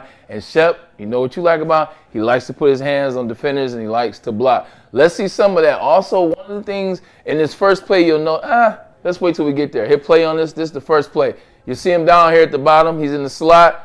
All right, slow up the ball, kind of lulling you to sleep, letting the play develop. He catches it. Now, we talked about the hops. Immediately, you'll notice, watch how high this guy gets when he jumps over these defenders. Not one, but two. Count them. 2 for the clear. Talk about crazy. That was a Mr. Allen's play by there. Crazy. You know I missed 2 for $50 right here, and then he holds on to the ball. Sure, I want to see it one more time. Right here, he's letting the play develop, taking his time. He knows it's going to happen. Puts his hand, let me see how he catches. Catches the ball catcher, boom. Catches it with 2 hands. He knows what's coming. The explosion that you have to move like that, jump over 2 people, very similar to when Antonio Brown jumped over a player and then kicked the punter. That's what it kind of looks like. Fire up chips. And then, 100%. All right, give me the next play on that. This shows you that 42-inch vert. It is a very real thing. There's no BSing on that. Next play, he'll be up top. Now, this is what I mean by the straight line speed. One of the things about Jahmyr Gibbs, one of the things about J-Mo, man, when they put that foot in the ground, they can take off and they can run by anybody. With him, it's fast, but at the same time, when he stops his momentum and has to start up again, you'll notice that he's not necessarily as fast, and that's why sometimes, as opposed to take off, he'll plant and maybe come inside, as you see on this play. Hit play. All right, he's up top. Catches it. Nice route. I want you to come down a little bit, come down the stem. Rewind that a little bit. One of the big knocks on him is his route running ability. He's not necessarily refined yet as a route runner. And what I mean by that, when you look at that route, watch how he continues to fade up the field. And look, he has to catch the ball like this. When you run that out route, you put your foot in the ground and you start working your way back to the quarterback. If he'd have worked back to the quarterback, he would have caught it in stride. Hit play. All right, but 100%. Now, watch. You see how he's going up the line, Shep, going up? Now, watch where he catches it. If he's coming back to the ball, he catches it and he doesn't have to worry about that guy. Now, this is where he has to stop and start. Now that he's stopped, it's taking a second for the speed to pick up, makes a nice play, makes the catch, he gets in the inside. A true, like Jahmyr and J-Mo, the difference in 4.2 or 4.4 speed, he's catching that, he's taking off. He's catching that, has to restart the engine, if you will. If he play one last time, want him to come back down the stem. That's what Scotty Montgomery is going to be working on, coming back down the stem, step inside the DB, and then put your foot in the ground and take off. But he gets the most out of it, tucks the ball, he's got it high and tight. You're not taking the ball from Kendrick Law, and that is Law. Next play. All right, here we go. What play is this? This is hit play right here. Let's see where he's at. He's going to be at the bottom. This is going to be him on an over route. This is going to be a big play. It's going to be a hands play. Watch the hands on this. Comes across, catches it with his hands. He goes up for it. Got to have receivers that will go up for the ball. Got to have receivers that don't mind going up for the big play. He goes up for it, catches it with 2 hands, as you see down here, and then he's able to hold on to the ball. Where is he at? There he is. Goes up and high points the football. Boy, hands. Football, only good things can happen. You high point it, you catch it at the top, either it's pass interference, it's something illegal on the defense, you give yourself the best opportunity to get it before allowing the defender to get back into the play and make a play on the ball like we saw to Keith Abney Jr. yesterday in the breakdown. So good job by him going up, high pointing the football. That's one thing we don't necessarily have with the Detroit Lions. We saw a little bit of it out of Isaac Tesla last year, high pointing the football. J-Mo's not a high pointer. He's going to run by you. Amon-Ra St. Brown is not a high pointer. He is going to be in the right spot where the ball is supposed to be. This is another added element for potential Detroit Lions wide receiver number 4. All right, let me get the next play. All right, this is against Tennessee. This is Jahai McCoy. It's your boy right here. Is that Jermod It's McCoy? Jermod McCoy. He didn't play last year. This is 2 years ago. It's been – no, this was the team. You're right. He didn't play last year. All right, this is him on a reverse. Hit play. There he is right there. He's got the reverse. Now, once he starts going, once he starts moving, a little jukey. All right, rewind that. Let it play. We can let it finish, and then I'll come back to it. Okay, hit play. Rewind. Said two things in one. This is what I mean by the speed. Like, he runs a 4.42. He is explosive. However, he doesn't necessarily have that when he stops. When he stops, the engine's got to get back going. With Jameer, when he stops and starts, he's back to full speed. Certain players can do it. Rondale Moore, stopping more when he was here, he can get back to full speed. With Kendrick Law, it's more of a, if I'm going straight, you're not going to catch me if my momentum builds up. If I stop my momentum, he's not necessarily the quick twitch, the wiggle guy. Because on a play like this, you're supposed to be able to make this guy miss. On a play like this, you should give him a boom, and then take off. He looks like his feet kind of got stuck in mud, didn't know what to do with it, and then eventually he gets tackled. Hit play. Let's see. Good block right here on the slot. All right, I don't quite know. So he made him miss because he's strong. Now, that's the strength we talked about. Knocked him down, swiped him by, and he's still able to make this a good gain, about a gain of 16 or 17 or so. Now you're 5 yards from the goal line. So he doesn't have that make you miss, but look at that strength. Get down, big fella. Strong as an ox. And then he gets some more yards than that. Is there any more? That's a good stock block by the tight end. There was. That's what, 100 point. Look, he's pushing him back. Yeah. He's still going. Yeah. He's still going. Still going. But you know what?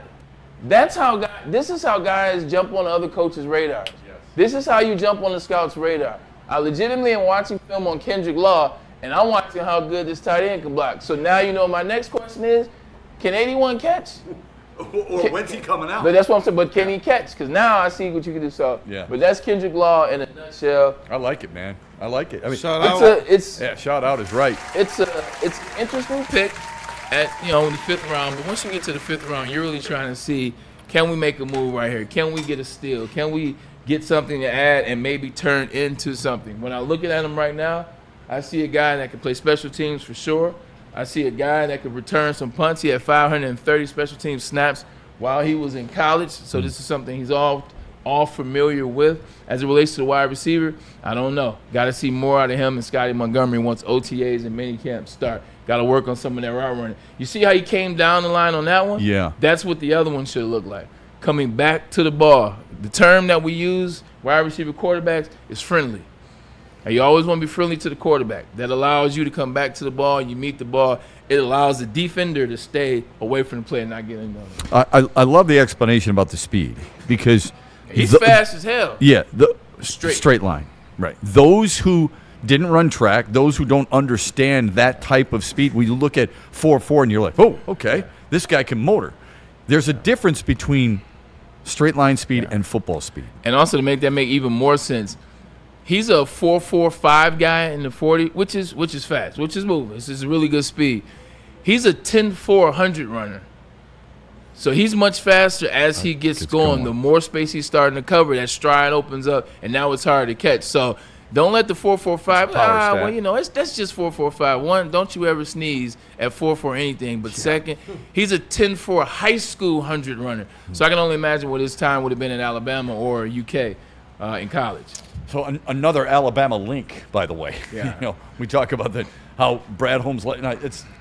It's pretty difficult these days, to get a guy who's been at his school for 4 years, like Jimmy Rolder, for example. Yeah. But there's a guy who started at Alabama. Yeah, there's the difference. Yeah. Good stuff. Thank you for that. Sure. As always, one of your better breakdown. It seems like we say that every time. One of the better breakdowns that we've had, but. Michael Wary, he sent in a $2 super chat to say, if our young guys play like this, look out. And through these breakdowns, I've grown more and more impressed with the young guys that we have here, especially when we went over, Rolder, Moore. You know what's made me do? The breakdown has a lot, because he doesn't always show positive plays. okay? And I think that's a really important piece to what he does in Braylon's breakdown. It's not all roses. Woohoo! Hey, we got the right guy. No, he's taking clips that he thinks are most important. What it makes me do is it makes me realize what the Lions saw in their guy. Yeah.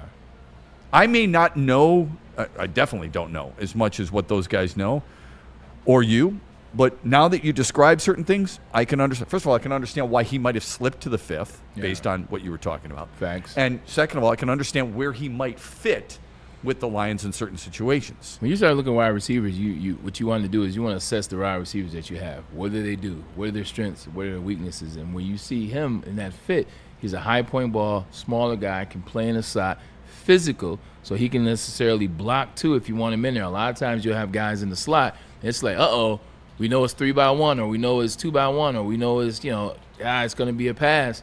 Well, with a guy like that that's as physical as he is, and I didn't put the tape on that you saw, that you had, when he's getting out, he's really getting after it, and you see how strong he is, you can put him in and you can run a lot of little screen stuff to Jameer out of the backfield if he is able to make this roster, make this team. He's something else, man. Yeah. You get another guy who can help you in the end around that does not always have to be Jamison Williams. That could help you too. It'll be interesting to see how they use him. It'll be interesting to see the competition for that position because there's others who will be vying for it. I love the fact that you said over 500 special team snaps in his career. Look, I know it. We focus on offense and defense all the time. Football coaches will tell you on a regular basis there are 3 phases to the sport, and special teams is really important. If you don't believe that there are 3 phases to this sport, go ask the Los Angeles Rams about their third phase. Thank you. It cost them the Super Bowl. Amen to that. And they didn't improve themselves in the offseason by doing that. Yeah. Let's get to rapid fire, can we? Yeah, Every Thursday we do this on the Braylon Edwards Show. I give you 6 questions, 6 topics, and you got to be ready for it. And you don't always know these ahead of time, so this is you thinking your way through it. Ready? Here we go.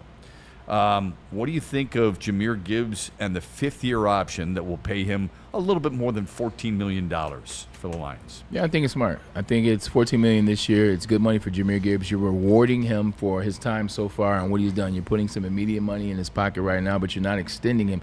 You're trying to see what does this look like. There were some things last year, and you're going to pay him realistically, but you pay him now, give him that money, you make him feel good. But then you also see what does this look like now that we have this offensive line. There were a lot of questions about Jahmyr Gibbs in certain games where he would disappear. You're talking about somebody going to make $21, $22, $23 million. You want to make sure that guy is every bit worth every single penny. Like, can he run when the line is breaking down? Can he make plays? Can he still impact the game? And there were 4 or 5 games where you're like head scratching, as it relates to Jahmyr Gibbs. So I think it's a very smart play. You reward him with some cheese now. You assess what you need to see in the 6 games coming up, and then you make a decision on a contract extension long term. Yeah. So I like it. Yeah, I like it. Helps you out. It's a smart front office play. It's a smart business decision right now. Yeah. Correct? Yes. On the other hand, people thought you might extend or at least pick up the 5th-year option of Jack Campbell. That would have cost you $22 million. Why didn't they? Because what people don't understand about that is linebackers, they don't isolate linebacker positions for doing a franchise tag. It's not like, all right, this is outside linebackers, this is inside linebackers, this is middle linebackers.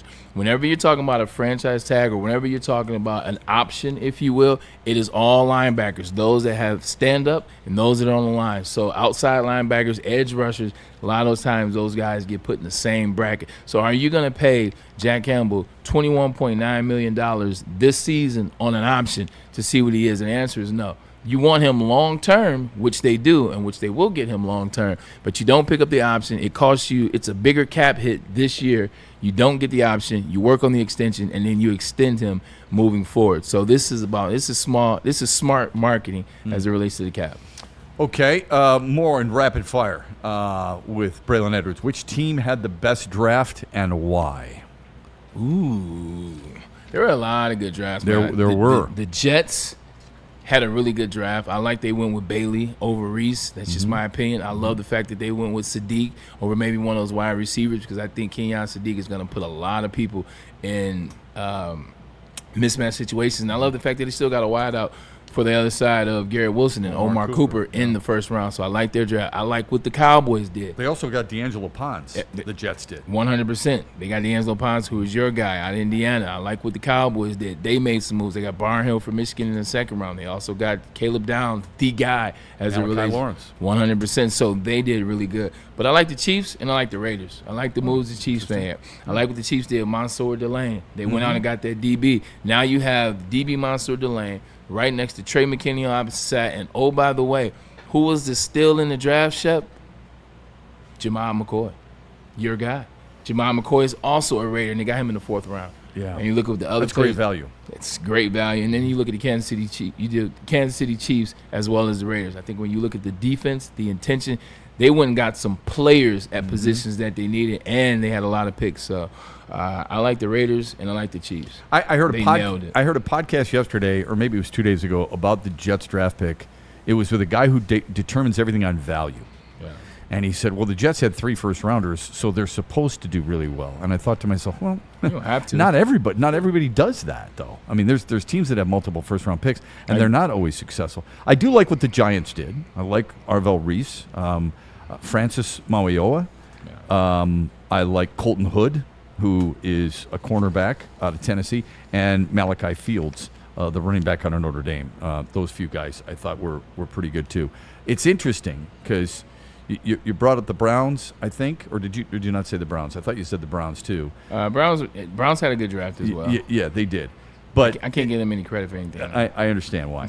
and it's hard to do that for the Giants, too. But the Giants have decided that Mauigoa is going to move inside. Yeah. He's going to be a guard, okay, which is interesting. That you would take a tackle, and we said this on your show. We said he's probably a guy who's going to move inside, which to me is confusing why you'd take a tackle, move him inside when I think you've got the best guard in the draft available for you. But I digress. Which team had the worst draft? San Francisco 49ers. Ooh. I think the 49ers a former team of yours. 100%. The 49ers had the worst draft. First of all, you traded out of the first round. I don't understand what that was about. And then the moves that you made, you reached on a wide receiver and Deshaun Stribling. You reached on him. I don't think he was a second-round value. You reached on him. Also, too, I'm looking at Kaylan Black in the third round you drafted. He's not even going to be your running back, too. Brian Robinson Jr. is going to beat out Kaylan Black. I don't understand why that pick was made. And then your offensive line is getting older. You just signed Trent Williams to another extension, which, yes, we need him, but Trent showed a little bit in his play last year that starting to get old, starting to feel some of those injuries. That offensive line for Brock Purdy, you got to vamp that up. You didn't address that until the 5th round. So looking at it from that point, you guys were this close to competing with the Rams as well as the Seahawks. And a draft like this seems like, what's his name? John Lynch and those guys in the front office kind of fell asleep at the wheel in this particular draft. So considering where they were, how close, this is a team that won 12 games last year with a ton of injuries. Yeah. A ton of injuries. You won 12 games. You could have made yourself better, especially in that conference. You know, Seattle lost a lot this year. Mm-hmm. It's back to being the Rams division to lose. So I think San Fran, for where they were and what they were in, they let themselves down. I don't like what Minnesota did, to be honest with you. I thought they reached in the first round, too. Hey, let me shift gears from the NFL, if you don't mind. Michigan football is making a lot of headlines right now. Yeah. What's been your impression as people overreact to a spring game, for crying out loud? It's just in a situation. It's a weird season. It's a weird time for Michigan, man. We just really gotta wait and see. People keep asking me about the hire of Kyle Whittingham. Like, man, what do you think? Kyle Whittingham, man, and what he's done in Utah. Okay, let's take a step back.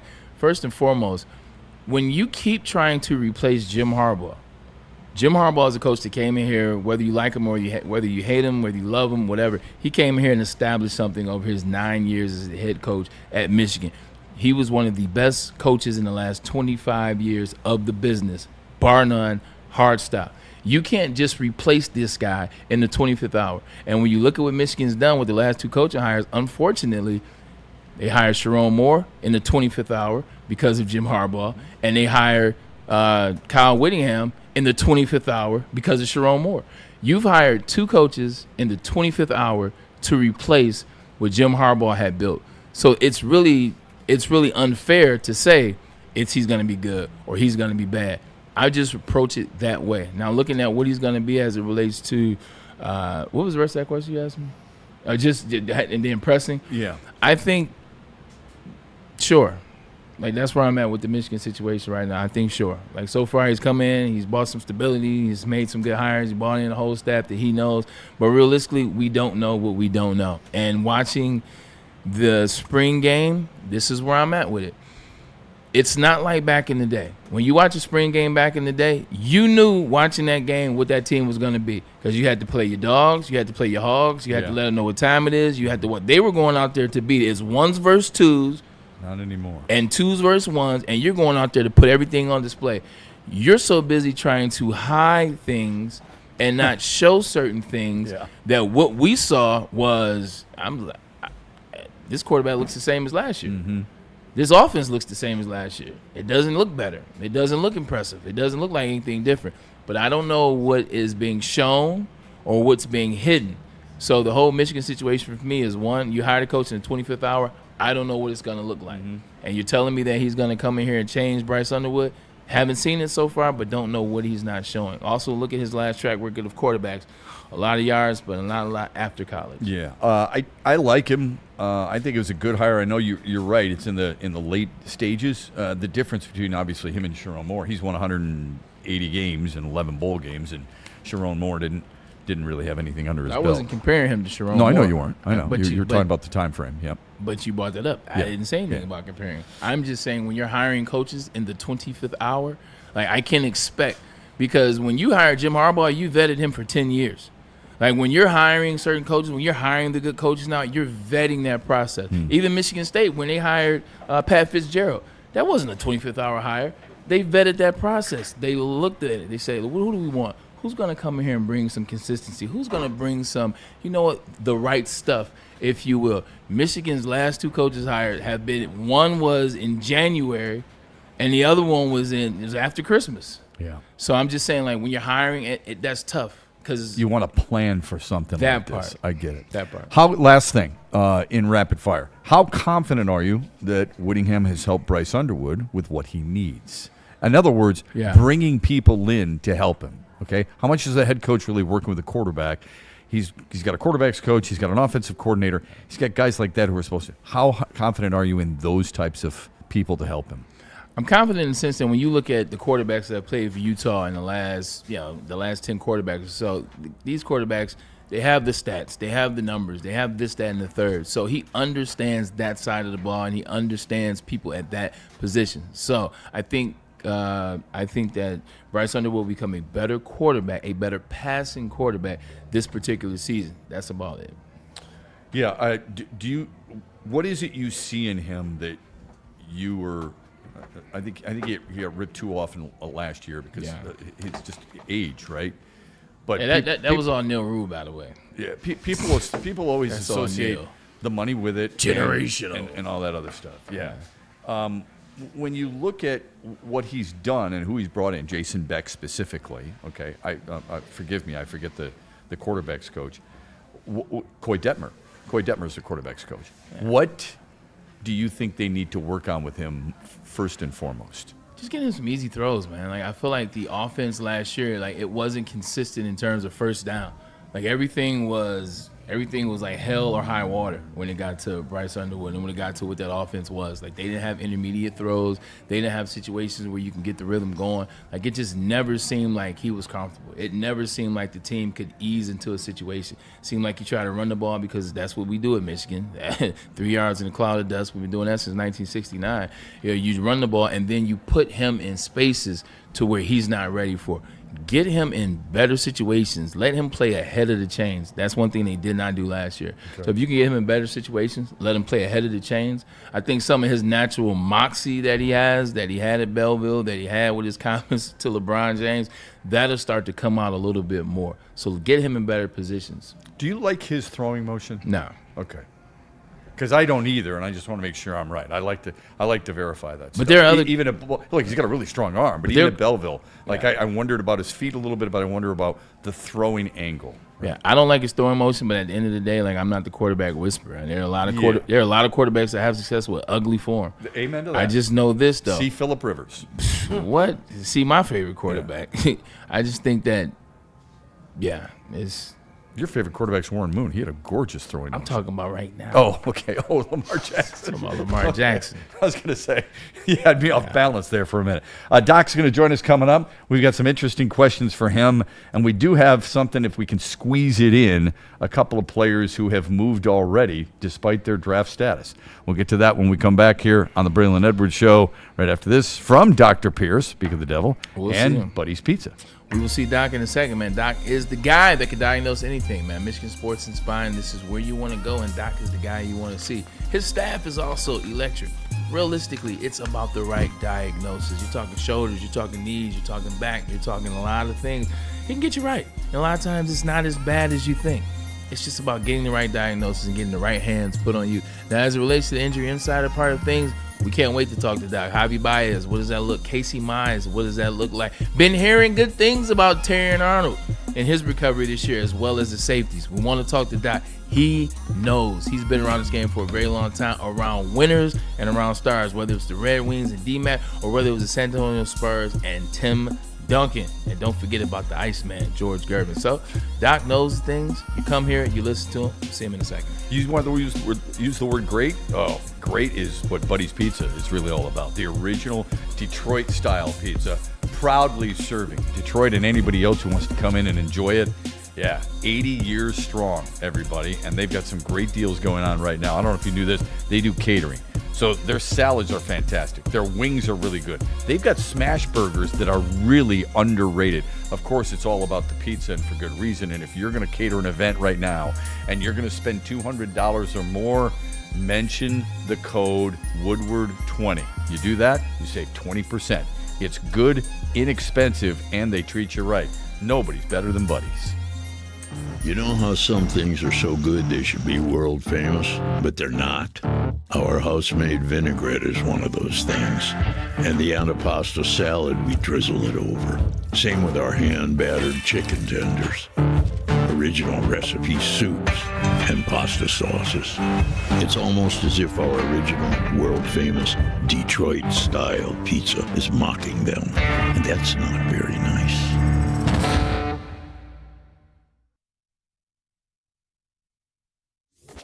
Injuries, big news. Twice a week, Dr. Jeff Pierce from Michigan Sports and Spine joins Woodward Sports Network for the Injury Insider Report. Big D Energy Tuesdays at noon. Braylon Edwards and Shep Thursdays at 3:30. Get expert analysis and in-depth breakdowns on the latest sports injuries from the man trusted by top athletes in the community, like D-Mac.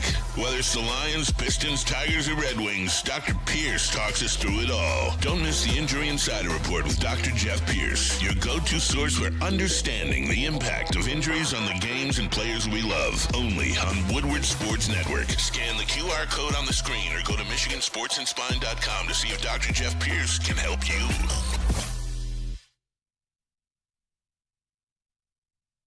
Planet Fitness now has even more best-in-class strength equipment. Join today for $1 down and save. We're stepping it up.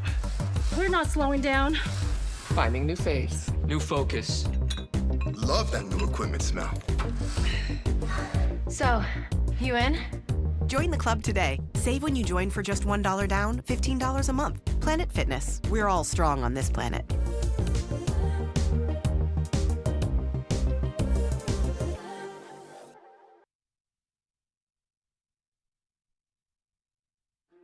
Why do we fight? We fight to protect the innocent, to hold the powerful accountable, to bring the oppressors to justice.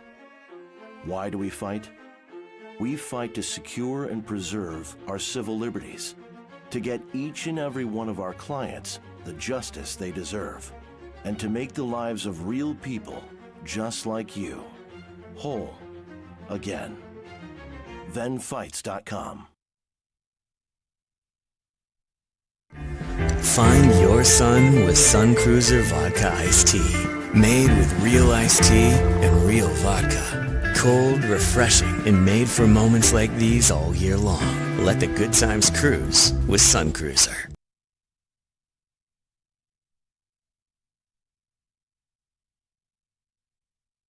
It's game on at Art and Jake's. Wings, burgers, pizza, and ice-cold drinks served up with attention to detail. Wall-to-wall TVs, great service, and a vibe that keeps your crew coming back. Art and Jake's, a sports bar setting with a fine dining flavor.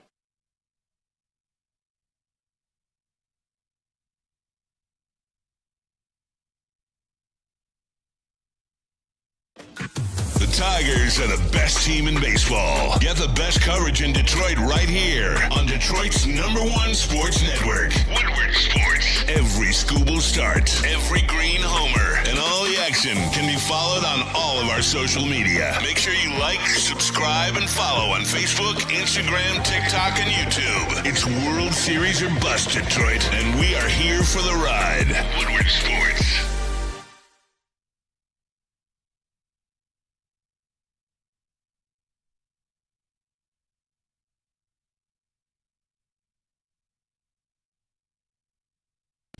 Game is won in the trenches, and our big fellas don't mess around. The Woodward Heavyweights on Woodward Sports.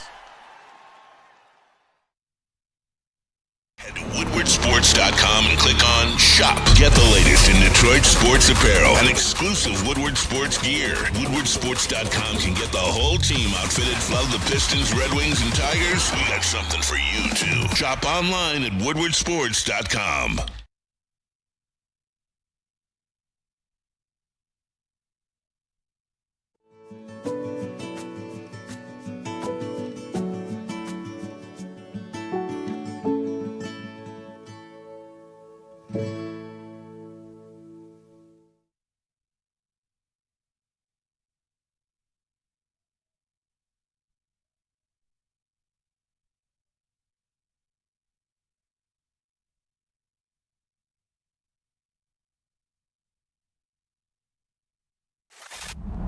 Looking for your daily sports fix? Look no further. Join Braylon Edwards, the University of Michigan legend. Lofting it right corner of the end zone for Braylon, up in the air.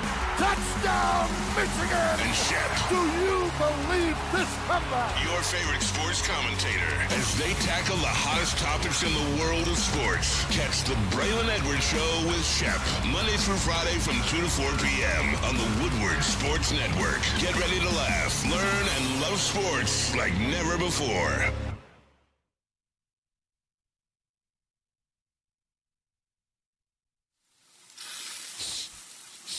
You smell that? That's Brad Holmes cooking. And the off-season smells good. Woodward Sports.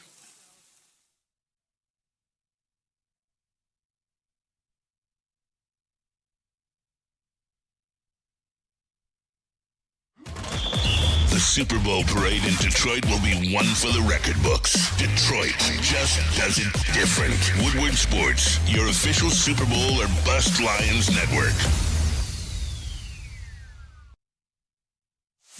It's bear hunting season, and Dan Campbell is hungry for some kneecaps. If you can just get a hold of them and you start dragging their ass out to the deep, dark abyss, you can drown them. The Kings of the North are back for another year of the brand new Lions. Make sure you're locked in to Detroit's #1 sports network for all the news and info on your Detroit Lions. Woodward Sports, let's go.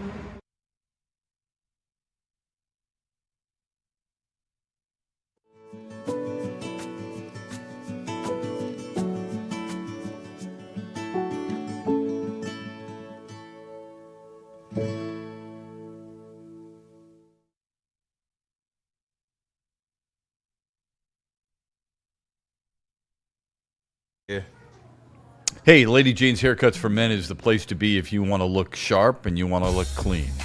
This place is always clean, and the ladies are fantastic to talk to. They really are. I mean, they're fun, they're smiling, they're bubbly, they engage you, they give you a great haircut in a clean environment, and it's the way you would want to be in your getting into something that is about appearance, right?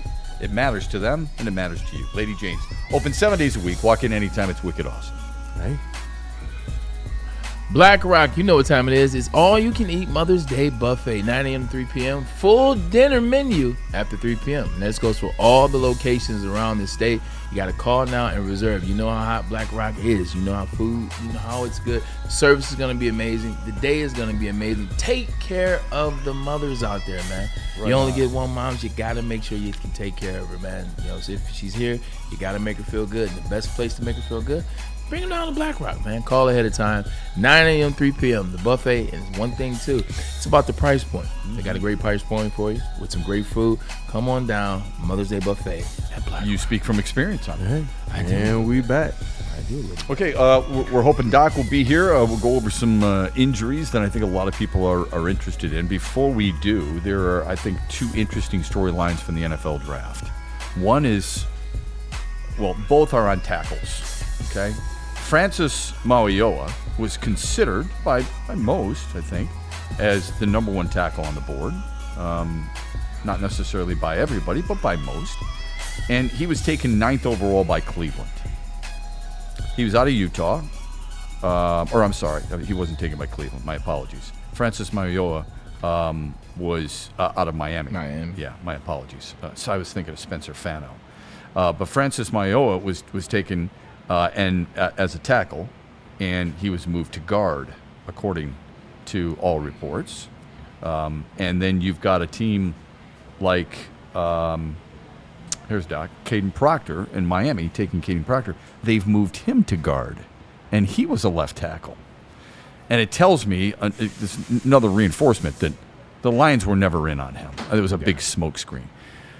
Should both those teams' fan bases be a little concerned that their left tackles, who were drafted as left tackles, are suddenly moving inside? Do you think?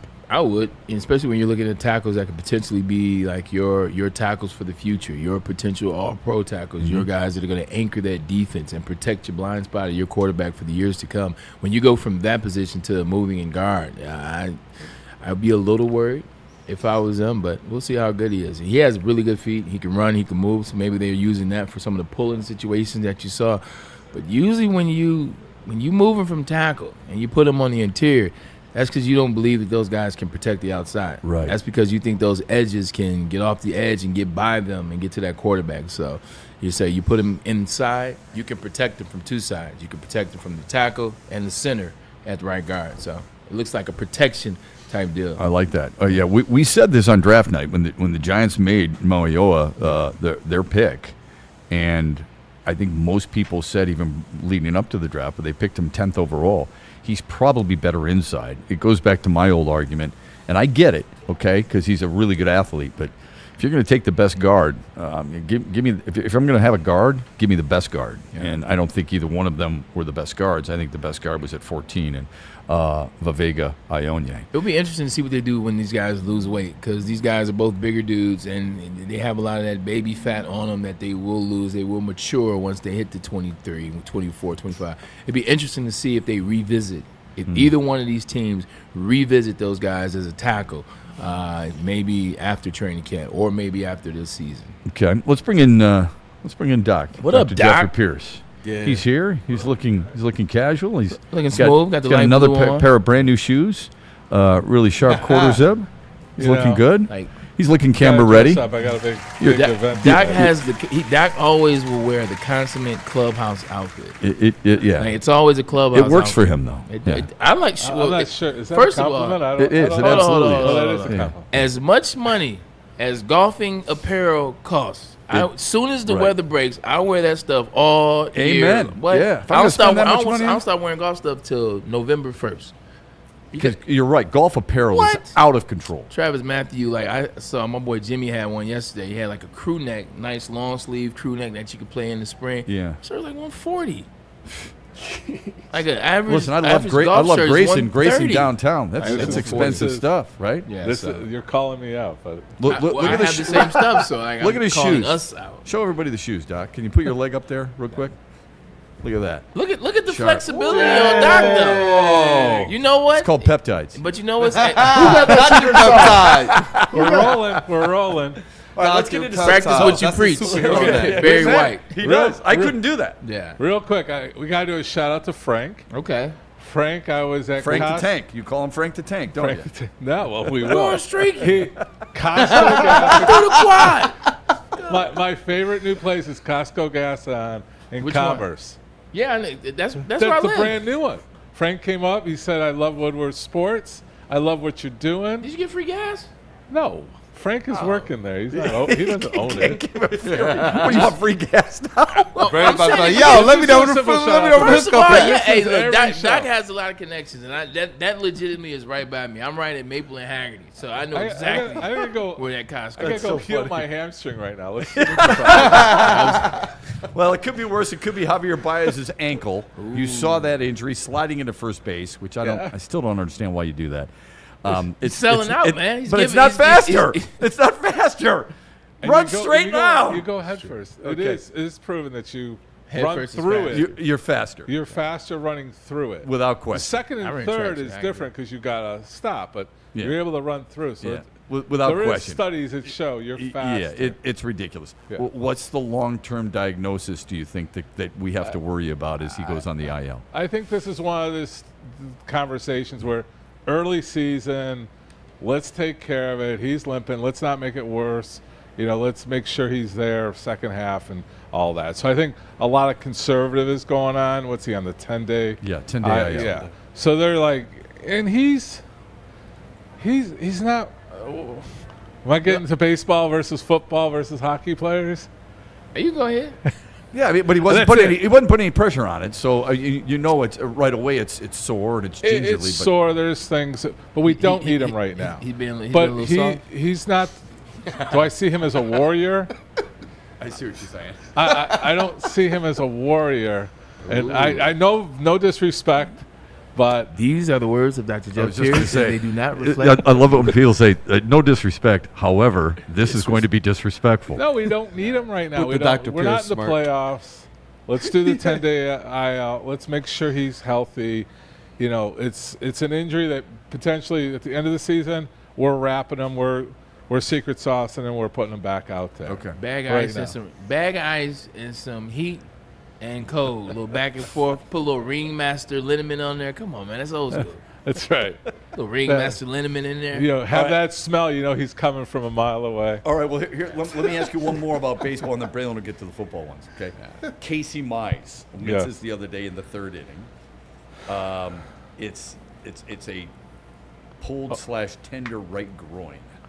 What does that do for a pitcher? He's on the 15-day IL. What's the long-term prognosis there? When you deal with pitchers firsthand, they're very in tune to their whole body, and there's so much mobility, right? How they approach, how they land, how they follow through. The body is all dynamic. There's not one stiff part. You're playing third base, you can overcome. With a pitcher, they're using their whole body mechanics. So these guys are in tune. When their fingernail is off on their fastball, that's sensitive to them. So when you talk about pitchers, that's why blisters can be a problem for you. Yeah, I mean you can't grip, you can't. Right. And the difference between a home run and a strikeout is not that far away. Mm-hmm. And when you're talking about if he can't produce that power and that push off and everything else he needs, he's not useful, but he's not effective. Let's just call it that. He's not being affected.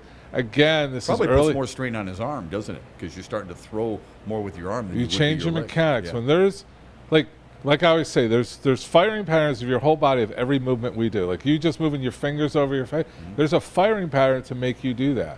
There's so much integration from your brain to your movement. Just the little movements, you have so much going on.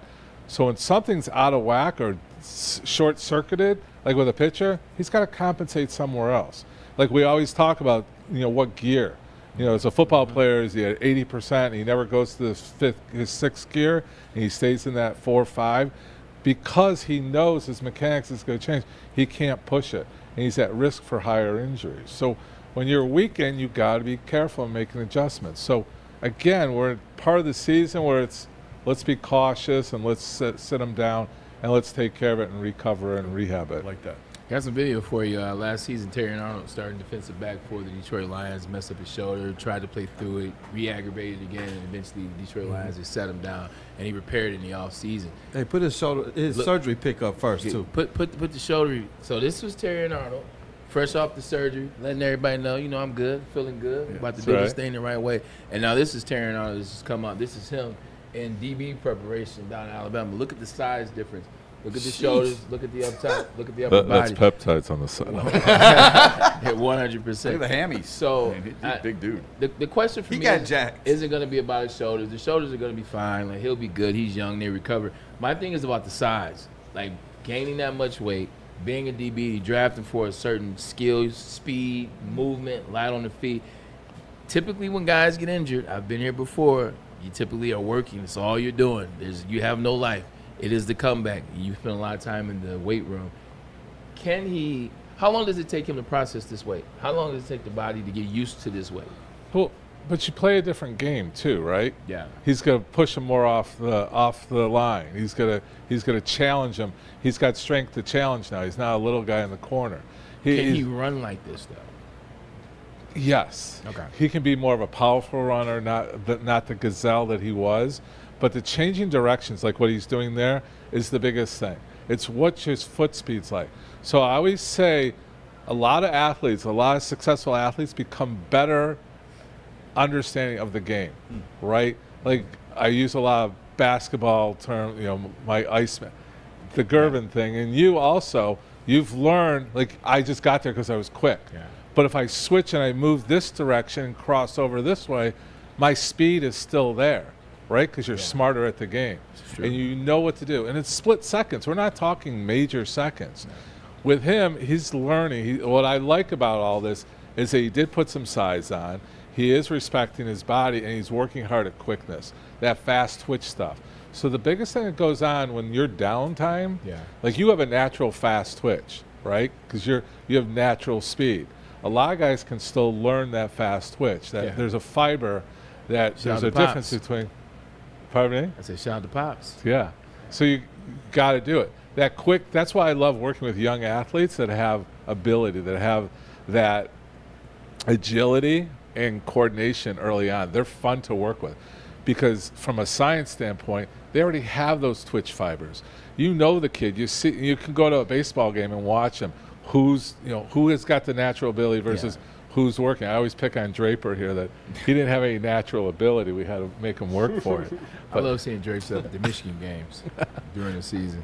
But yeah, I mean, I think this is exciting. Besides the weight, can you just talk about the range of motion from his shoulder? Because that's where the concern was. And suddenly he's flying out there, and it looks like there's no issue whatsoever with him. No, there's no hesitation. You're looking right to left. Mm-hmm. When we look at him, we have right to left movements. Granted, he's dominant side, so they're a little bit better, but I don't see any hesitation anywhere. But he's also not pushing off, and we're not challenging it mostly. But like that grab, I mean, he's out there without hesitation. It's full recovery. Not even talking about the injuries, just from a football standpoint. One thing is, when you get drafted to a team and that team doesn't necessarily have the smarts. No, I'm not gonna say that. Dare I say, like, models for you in front of you. And what I mean by that is the Lions haven't had necessarily great DBs. And so when you're drafted behind that, you're not watching in practice somebody do it right every day. You're not watching on film when you're watching practice, this is how you do it. So you're kind of learning on your own. I had to go through that in Cleveland, and it took me a second to maybe take that jump. First year, figuring it out, got injured at the end of the year. Second year, it's my first year full through after injury, still trying to figure it out. Third year is like, I bet this is who I am. This is me figuring it out. I know what to do, and I came back third year was much better. I think that also can be Terry and Arnold, not even from a medical standpoint, just a on the field standpoint. Now he knows. Like, you 3 years in, there's no longer who's in front of you. You're 3 years in the professional league. Like, you have it or you don't. Right. I mean, I totally agree. They didn't even Paul Warfield back for you. You know what I'm saying? So he can tell me put my hand in the dirt? No, thank you, Paul. I mean, you're so right. And I say it a little bit differently. It's that football maturity. It's that football mind. What's going to get them through? As you age, you know the guys that last longer have to have a special mental edge on that. And these guys have it. Arnold is going to learn more. He's not going to take it all for granted. A lot of these guys think they're invincible until they get their first injury. Yeah. You're a great example. Eli.